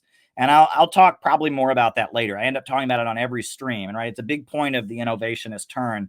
But there was kind of a spiritual shift, and these songs, they don't sound like your typical wobbly IWW leftist song. There's something kind of different going on. So anyway, a big event. So after the Nazis came to power, after the Communist Party is outlawed, they grabbed this guy, right? And this guy is a really big deal in international communism. This guy was living in Germany, but he wasn't a German. He was a Bulgarian guy. They arrested him. He was a Bulgarian guy who was living in Germany. And they charged him with having conspired with the other German communists to burn the Reichstag. He was a Bulgarian guy who'd fled from Bulgaria, was a communist. He was in the German Communist Party. The German government arrested him, and they made him like the poster boy. This guy was the leader of the conspiracy to burn the Reichstag. His name was Georgy Dimitrov. Now, he didn't do it. And they gave him a show trial that was on the radio. And even though German was not his native language, he made a fool out of Goering at his trial. He had the ability to be interrogated and to testify. And he proved on the witness stand that he didn't do it. And so the German government had no choice but to free him. And he then got to go to the Soviet Union, and he was welcomed to the Soviet Union as a hero because this guy had been a leader of German communism, and the German government had tried to pin burning the Reichstag on this guy. And even though it was a kangaroo court, and even though it was a show trial, he was able to just show that he didn't do it. And they sent him back to the Soviet Union. And he became like a hero of the international communist movement. And it was him in 1935 who gave the very famous speech. The Seventh World Congress of the Communist International happened in 1935.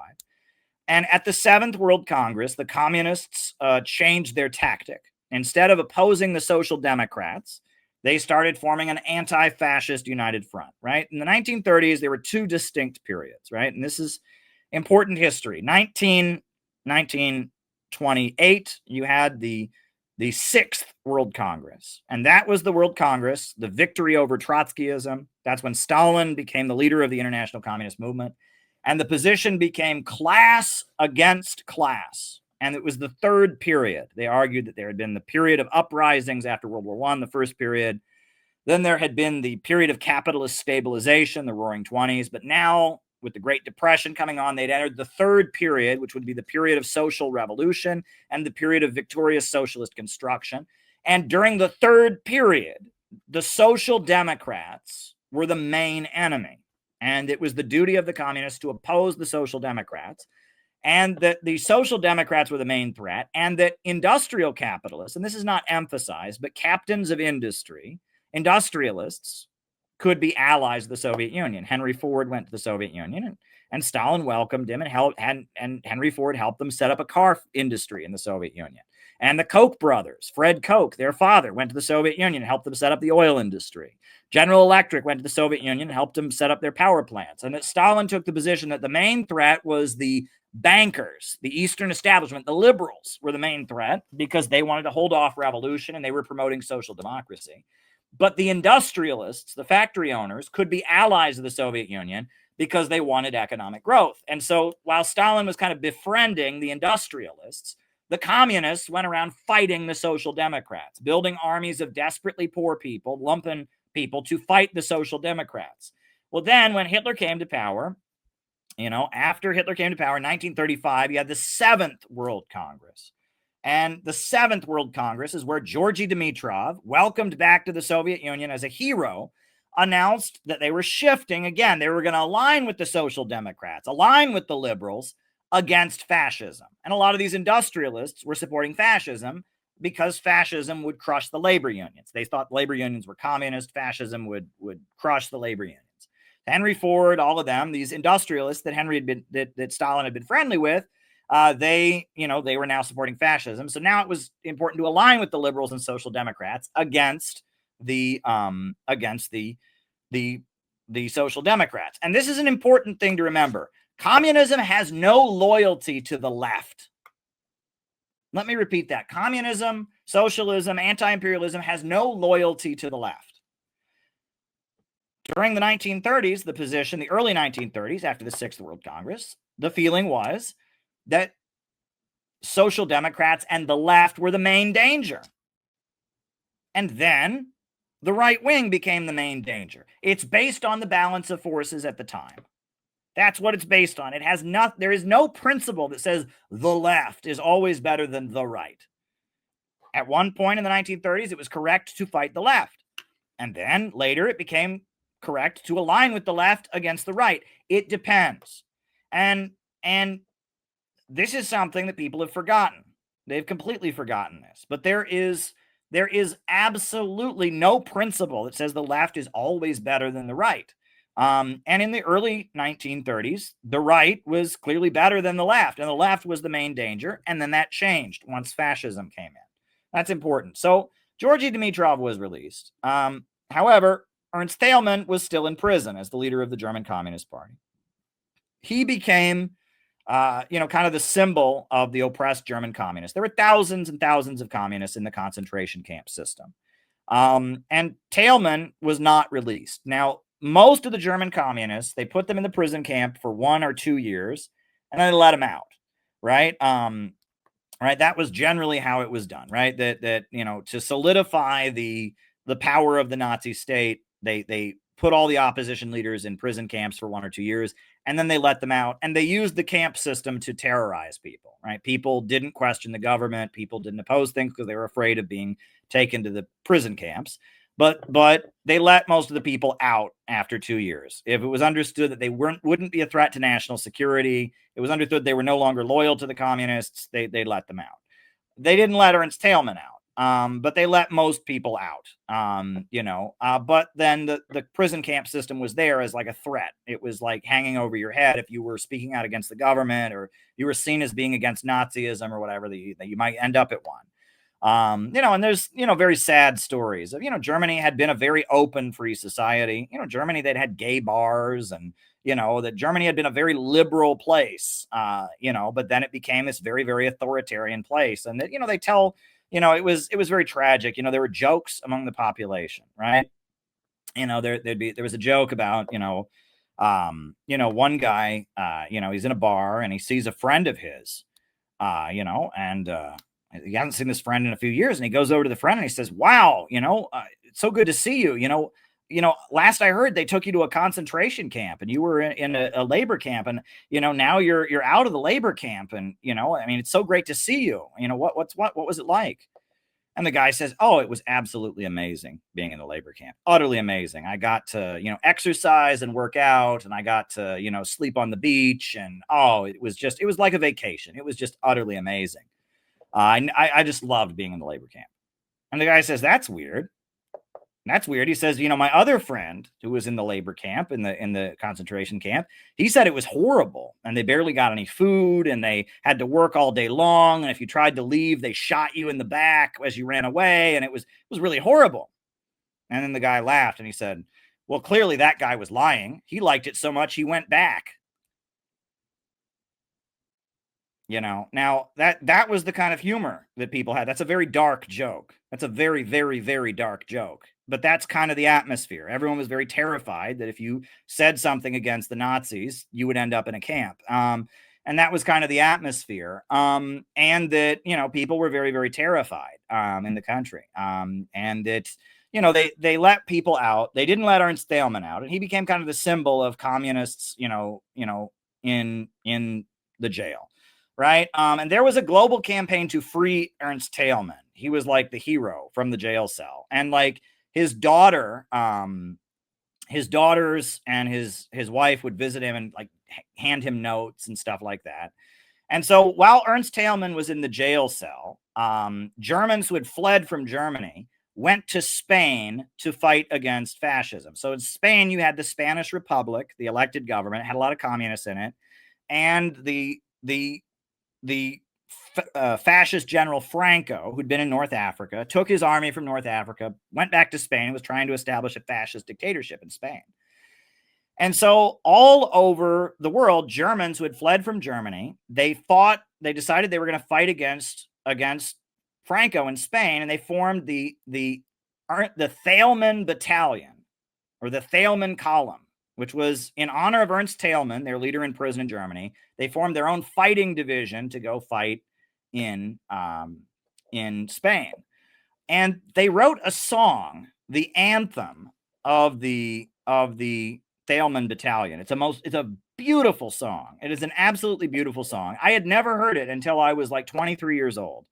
And when I heard it, I said to these other communists, "Wow, I've just heard this song." And these old communists that I knew, they said, "Oh yeah, everybody knew that song." Again, if you were in the CP, in the Communist Party, you knew these songs, right? But they've been kind of eradicated. The Thälmann Cologne song, the song of the Ernst Thälmann Battalion, right? All the anti-fascist volunteers from around the world who went to Spain to fight against Franco, they all had their own anthem that they sang. And the Americans, they were called the Abraham Lincoln Brigade. But the German communists, they were the Ernst Thälmann Battalion. And their song was called Freiheit, which means freedom in German. I cannot find a version of it that I can play on here in English because of the fact, the obnoxious fact that the only English version is Pete Seeger, and Pete Seeger is unbelievably strict with copyright. So I cannot play the Pete Seeger version of it. And I'm going to play it in German for you. But before that, I will just sing it, right? And I will just sing like one verse of it. I'm not a good singer, but I'll just sing it to you. Spanish heaven spreads their brilliant starlight far above our trenches in the plain. From the distance, morning comes to greet us, calling us to battle once again. Far off is our home, yet ready we stand, fighting and winning for you. Freedom. Right? That's the anthem. It's a very great anthem. Or Freiheit is how you say freedom in Germany. Freiheit, right? And it's an optimistic song about fighting against fascism. And it became, again, communists all over the world sang it. I first heard this song, I heard it on a communist album, right? And I mentioned it to an older woman I knew who was a communist. And she said, "Oh, I sang that song at YMCA camp when I was a kid." And I was like, YMCA camp, right? So she grew up in Brooklyn, New York, and she was not in a communist family. She was just a Jewish woman in Brooklyn, New York. And it was during McCarthyism. And the Communist Party was completely illegal, but in her neighborhood, they had YMCA summer camp. And she went to YMCA summer camp. And at YMCA summer camp, they sang.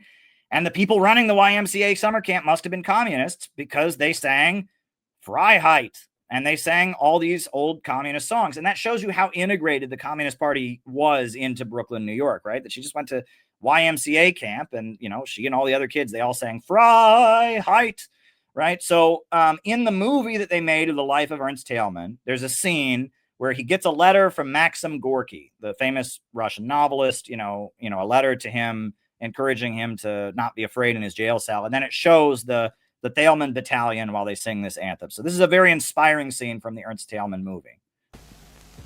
Der Augenblick wird kommen, da alle Herzen wie eine Flamme auflodern und den Faschismus ausbrennen werden. Maxim Gorki.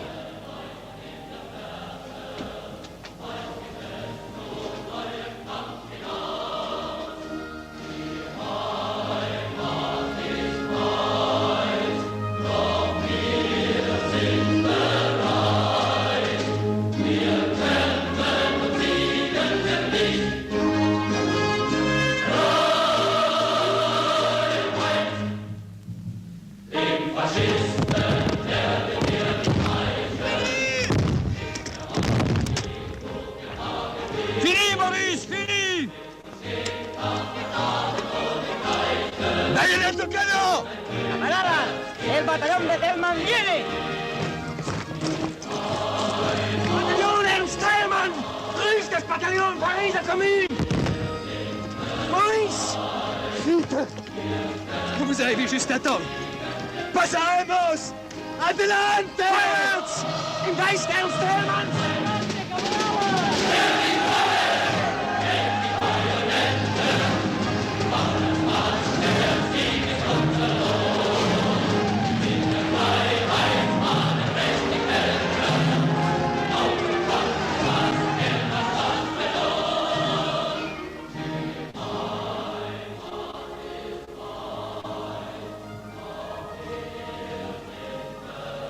Der Augenblick wird kommen, da alle Herzen wie eine Flamme auflodern und den Faschismus ausbrennen werden.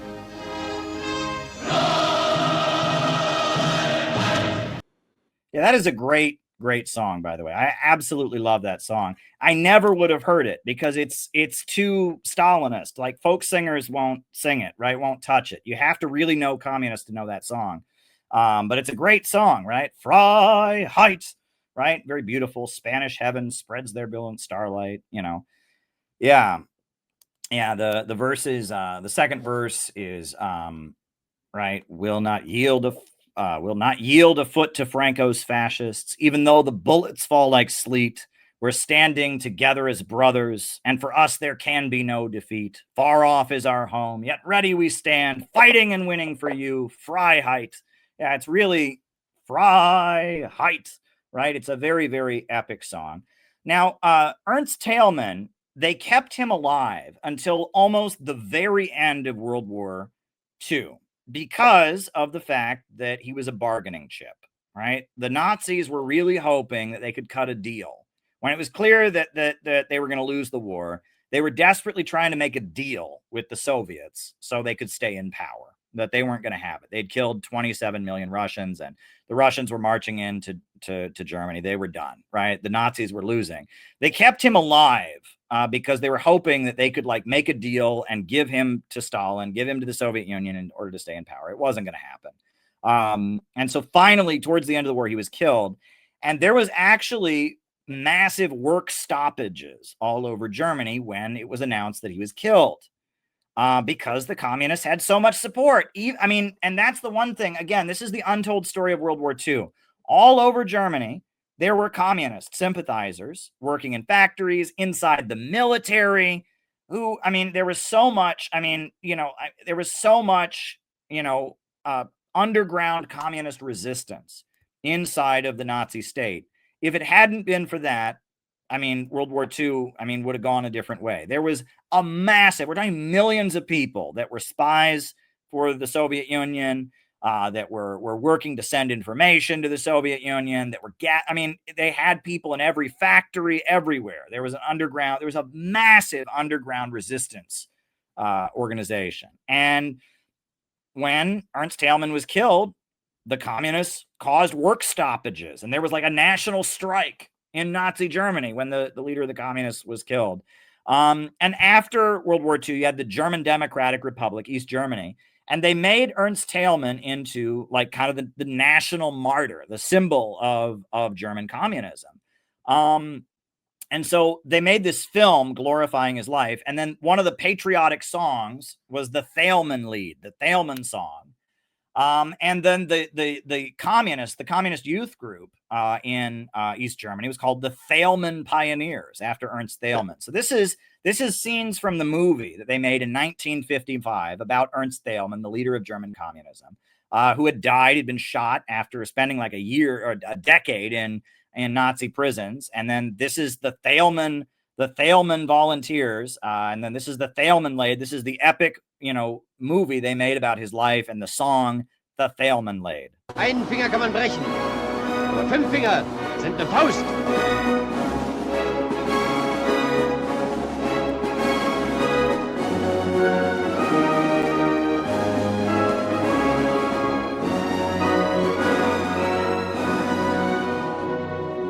Heimatland trägt deine Glieder, kühn und befragt ist das Jahr. Breit in den Schultern steht wieder Thälmann für uns, wie er war. Thälmann und Thälmann vor allen, Deutschlands unsterblicher Sohn. Thälmann ist niemals gefallen, Stimme und Faust der Nation. Thälmann ist niemals gefallen, Stimme und Faust der Nation. Maßlos gequält und gepeinigt, blieb er uns treu und hielt stand. In seinem Namen geeinigt, kämpf um dein Leben, mein Land. Thälmann und Thälmann vor allen, Deutschlands unsterblicher Sohn. Thälmann ist niemals gefallen, Stimme und Faust der Nation. Thälmann ist niemals gefallen, Stimme und Faust der Nation. Dass ihre Waffen zerbrechen, schirmen wir Brücke und Wehr, geben der Welt das Versprechen, standhaft zu bleiben wie er. Thälmann und Thälmann vor allen, Deutschlands unsterblicher Sohn. Thälmann ist niemals gefallen, Stimme und Faust der Nation.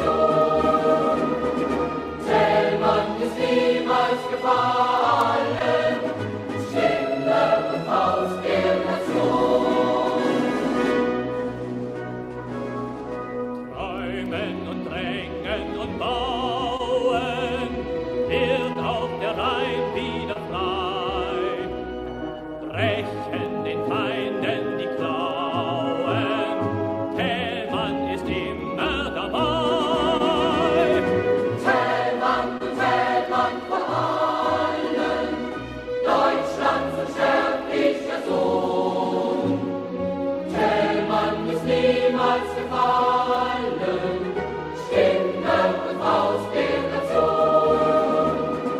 Thälmann ist niemals gefallen, Stimme und aus der Nation.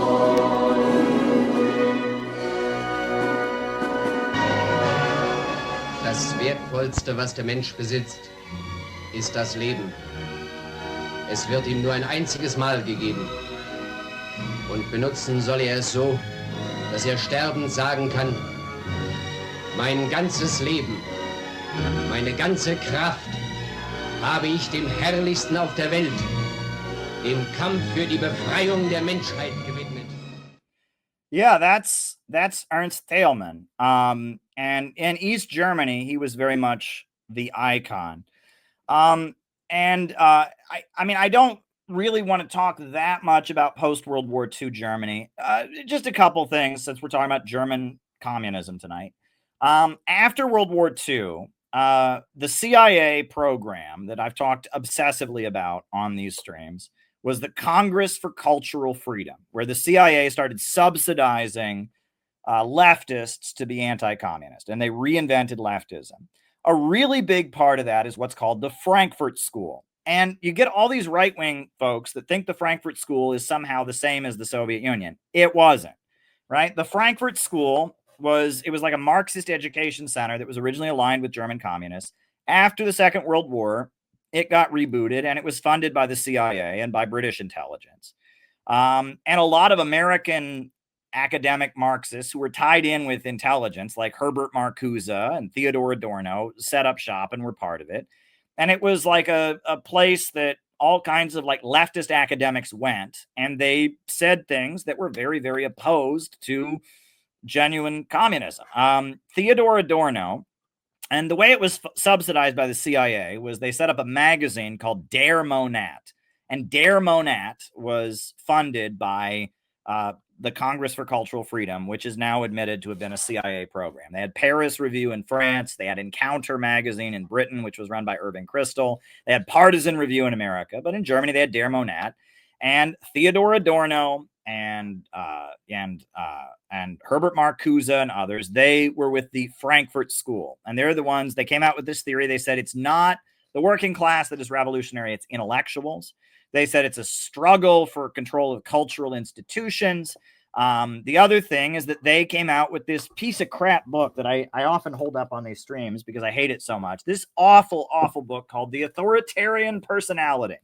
The problem isn't capitalism. Fascism just flows from this certain type of personality called the authoritarian personality. Some people are just authoritarian. I don't know. And the kind of person who would join a mass movement, the kind of person who believes that right and wrong exist, the kind of person who feels a lot of passion, they have the authoritarian personality. And it's very, very dangerous. And you read this, this was funded by like all kinds of Jewish organizations. It was funded, who I guess were genuinely interested in funding research and why the Holocaust happened and trying to prevent it. It was funded by the school, what do you call it? The Tavistock Institute. Yes, that comes up in a lot of conspiracy theories, but they did actually fund it. And it was Theodor Adorno, and it was funded by the Congress for Cultural Freedom. And they did this whole study where they interviewed a bunch of former Nazis, and they came up with a theory of the authoritarian personality. And they admit that somebody with an authoritarian personality could become a Roman Catholic, could become a communist, but that's the problem, is these authoritarian personalities. And it's also really bizarre. They also, in this book, they cite Wilhelm Reich. All right, why didn't we talk about that? Wilhelm Reich. Okay, so Germany, before Hitler came into power, it was the center. There was a big communist party there. It was also the center of psychoanalysis. Sigmund Freud was from Austria, and Freud had a very big following, and a lot of Germans were into Freudian psychoanalysis. One big German guy who was really into psychoanalysis and was also a member of the Communist Party was Wilhelm Reich. And Wilhelm Reich had his own organization called Sexpol, right? Stood for sexual politics. It was called Sexpol. And Wilhelm Reich had his group Sexpol, and they went around selling contraceptives door to door and pamphlets about contraception and free love. They were an organization that promoted sexual promiscuity, right?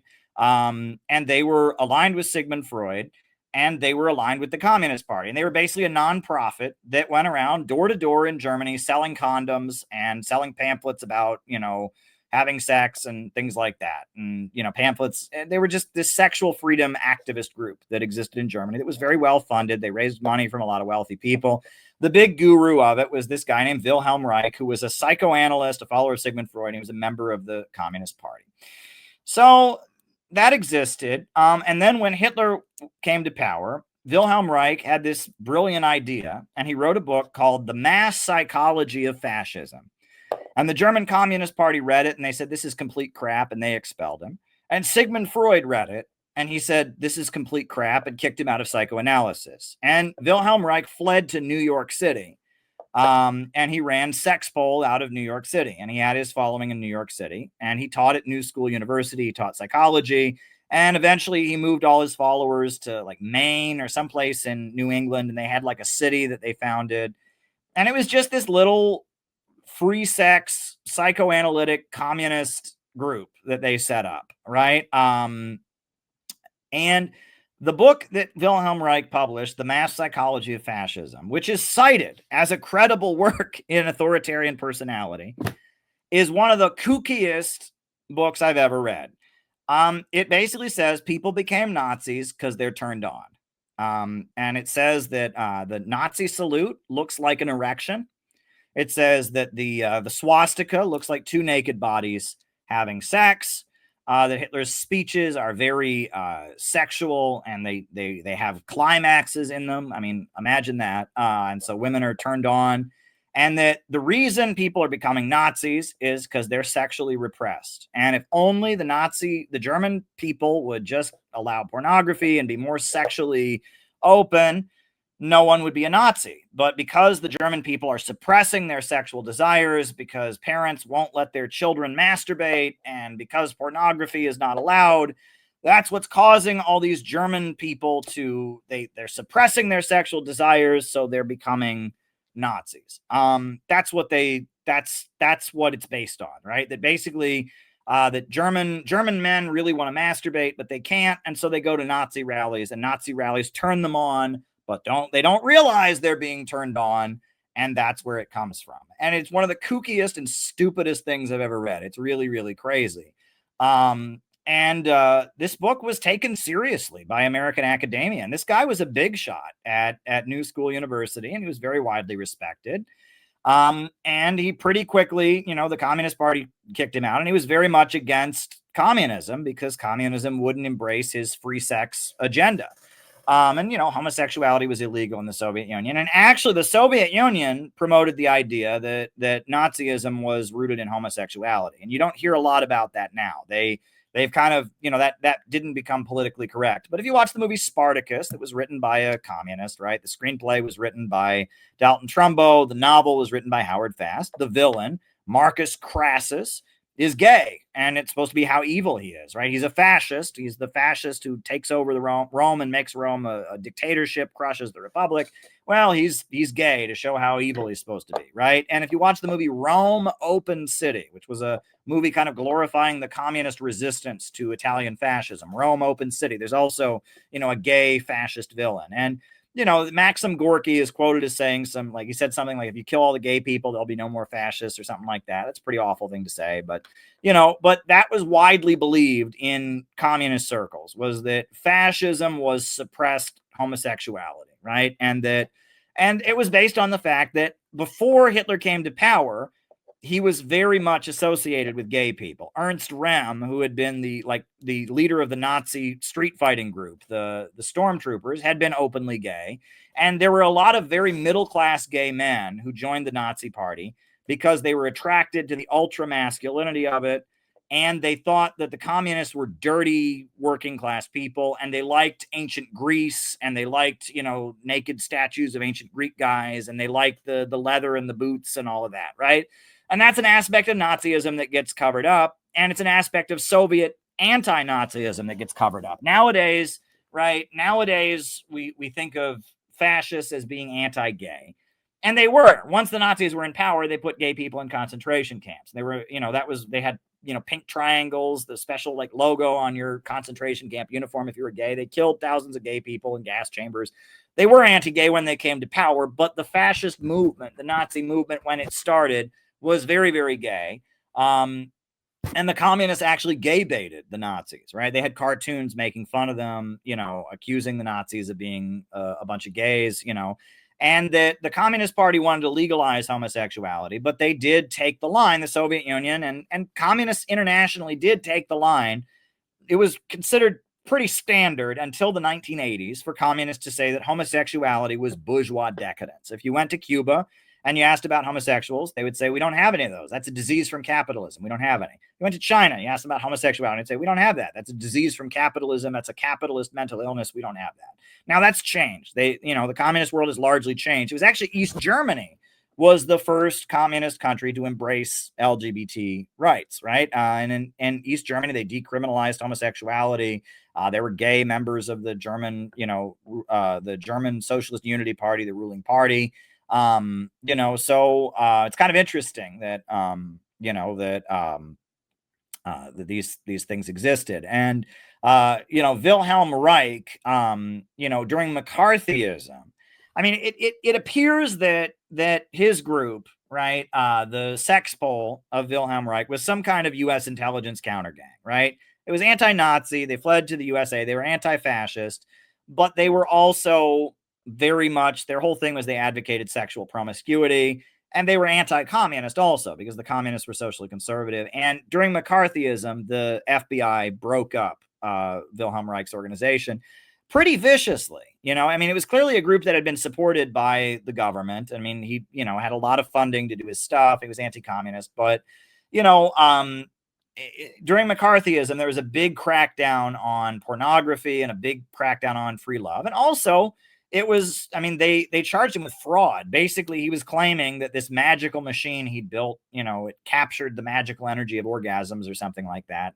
And it didn't, right? And there was apparently a relative of Albert Einstein who got involved in the Sexpol organization of Wilhelm Reich. And so Albert Einstein himself inspected the machine. He said, this is bullshit. This guy's a liar. He's a con man. And the FBI, went after Wilhelm Reich, and he ended up going to prison. That's a very strange story. But when we talk about counter gangs, right? Sexpol was a counter gang that was created. It was like a psychoanalytical counter gang created, it was a weird, like, communist psychoanalytic sex free love faction that broke with communism, broke with psychoanalysis, and moved to New York City and set up shop in New York City. And throughout World War II, they were in New York City, and then the FBI broke them up. There are still people that follow them in New York City. They have an organization. I looked it up. There are still Reichians in New York City that are psychoanalysts. They're considered fringe. They're not respected by other psychoanalysts. Psychoanalysis is largely rejected by the psychology community, but so they're like a fringe within a fringe, right? But among psychoanalysts, Wilhelm Reich is considered a kook, but psychoanalysis is largely not respected by psychologists, so they're like the fringe of the fringe. There are Reichians that still exist, and in the new left, a lot of the hippies really liked Wilhelm Reich because he was advocating free love. He was anti-communist, and, he was into UFOs towards the end. And I don't know. It's a weird example of an intelligence counter gang, basically. That's what Wilhelm Reich was. That's an aspect of German communism. But the Frankfurt School, right? They really had been pushed very hard in academia. If you go to college and you take philosophy, you study music theory, you're going to read this crap, right? This crap, the authoritarian personality, the CIA, anti-authoritarian, whatever they call it. The other thing that's interesting is in the 70s and 80s in Germany, there was an ultra-left adventurist organization called the Red Army Faction that carried out terrorism and assassinations. It was kind of like the Red Brigades in Italy. It wasn't as widespread. The Red Army Faction, they were called, and people called them the Baader Meinhof Gang. And it was a group of German Maoist communists who engaged in all kinds of assassinations and kidnappings and bombings. And they were very heavily controlled by intelligence agencies. That's very clear. And actually, one of their leaders was a guy named Horst Mahler. He went to prison for 10 years for being a leader of the Red Army faction. And after he got out of prison, he became a neo-Nazi. And he was a leader of the National Democratic Party, which is like the neo-Nazi party of Germany. And he'd been a leader of the Red Army faction, and he became an anti-Semite and a Holocaust denier and a neo-Nazi, basically, which is actually very interesting. So one of the leading neo-Nazis was a guy who was the leader of this like left adventurous terrorist group, the Baader-Meinhof gang. And the Baader-Meinhof gang, they were just this left adventurous communist terrorist group in the 70s and 80s in Germany that carried out a lot of terrorist activities. And one thing about the Baader-Meinhof gang was that they liked Yasser Arafat. And they went to Palestine to get training from, or I think to Jordan, where the Palestinians were set up. And they got training from Yasser Arafat. And however, it's a Muslim country, and the Palestinians are Muslims. And they made a rule, women in one tent, men in another tent. Well, the leader of the Baader-Meinhof gang wanted all the women in his tent so he could have sex with them. And he said, no, I'm going to have all the women in my tent. They're going to have sex with me while we're here to get military training from you. And the Palestinians said, okay, well, we're not doing that. And so they left. They stopped getting training from the Palestinians. I find that to be hilarious. And it's sad. And the other thing was one of the leaders of the Baader-Meinhof gang, he went to prison. And Jean-Paul Sartre, Jean-Paul Sartre is a guy who quit the Communist Party, is the big philosopher, the big existentialist intellectual. The big existentialist intellectual of France, went to interview him in prison, right? Libération, which is one of the main newspapers in France, right? It's this big philosophical thing, right? They were going to interview this guy, and Jean-Paul Sartre sat down with the guy and found him completely incoherent and crazy. He was expecting this guy was a very sophisticated Marxist, and they would argue about whether terrorism was the way to do things. And the guy was a lunatic. He was a bumbling idiot. He was a drug addicted sex freak. He was just and that's actually in a lot of cases, right? It's very similar to how American media interviews Charles Manson.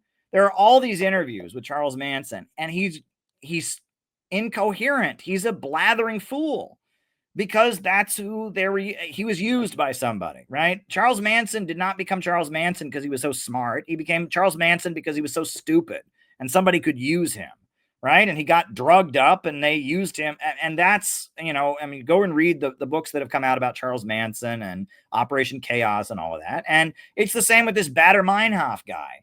He was absolutely not, some brilliant Marxist intellectual who engaged in terrorism. He was a blathering fool that was being used by intelligence. And that's another thing to remember about Baader-Meinhof. And that's kind of interesting. So that's really all I've got about German communism. I just thought tonight it would be fun to do kind of an overview of German communism. But before I go, the way that I learned these German communist songs, the United Front song and Ernst Thälmann, there's a song for Ernst Thälmann, a song for freeing Ernst Thälmann, and also the Freiheit song, is I heard them first from Cornelius Cardew. So I put together a medley of Cornelius Cardew performing German communist songs. And so I'm going to put that on to kind of close this out. And if you've got any questions for the second half of the show, you can send them to me. There are 3 ways to send them. The questions for the second half of the show. Thanks to everyone who's already sent one in. Rumble Rants, Cash App. But the best way is to buy me a coffee. I'll answer questions in the second half of the show. So I'll put this medley of German communist songs with English lyrics by Cornelius Cardew on. It's 5 minutes. After that, then we'll do the roll call, and then I'll answer people's questions. So here we go.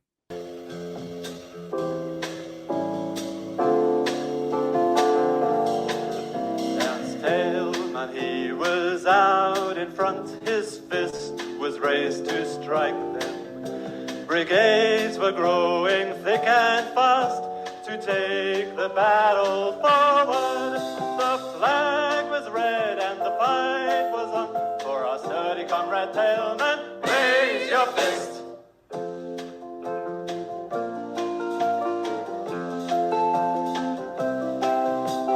Sound the alarm, the phony court has sentenced him to perish. But when the people of the world rise up to liberation, we'll snatch the axe that falls on him for our sturdy comrade Thälmann. Raise your fist!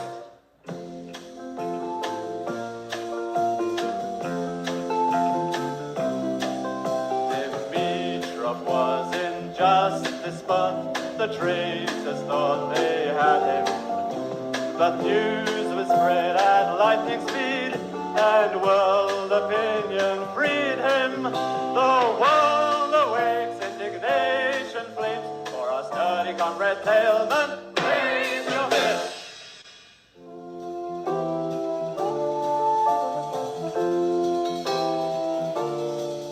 Spanish heaven spread their brilliant starlight high above our trenches in the plain. From the distance, morning comes to greet us, calling us to battle once again. Far off is our home, yet ready we stand. We're fighting our way for you. Freedom! Freedom! We'll not yield a foot to Franco's fascists, even though the bullets fall like sleet. To stand those peerless men are comrades, and for us there can be no retreat. Rome is our home, yet ready we stand. We're fighting our winning for you. Freedom! Freedom!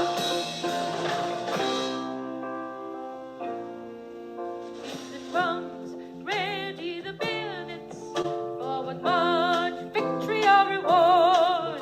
With a scarlet banner smash their columns, Taman battalion ready forward march.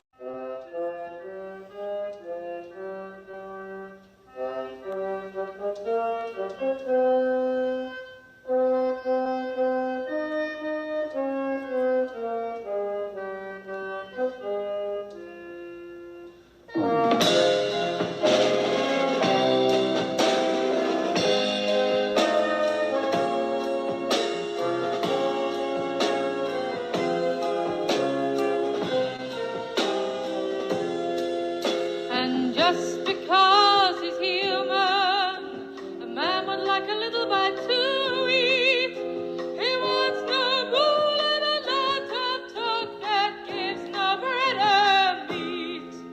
Selective to the work that must be done. But John in the workers united, for you are a worker too.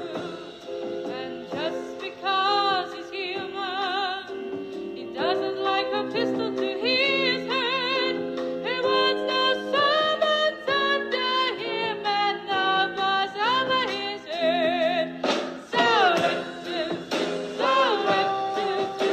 the work that must be done. But God in the workers united, for you are a worker too. And just because he's human, the job is all he is on. The liberation of the working class must be led by workers alone. Selective to the work that must be done. But God in the workers united, for you are a worker too.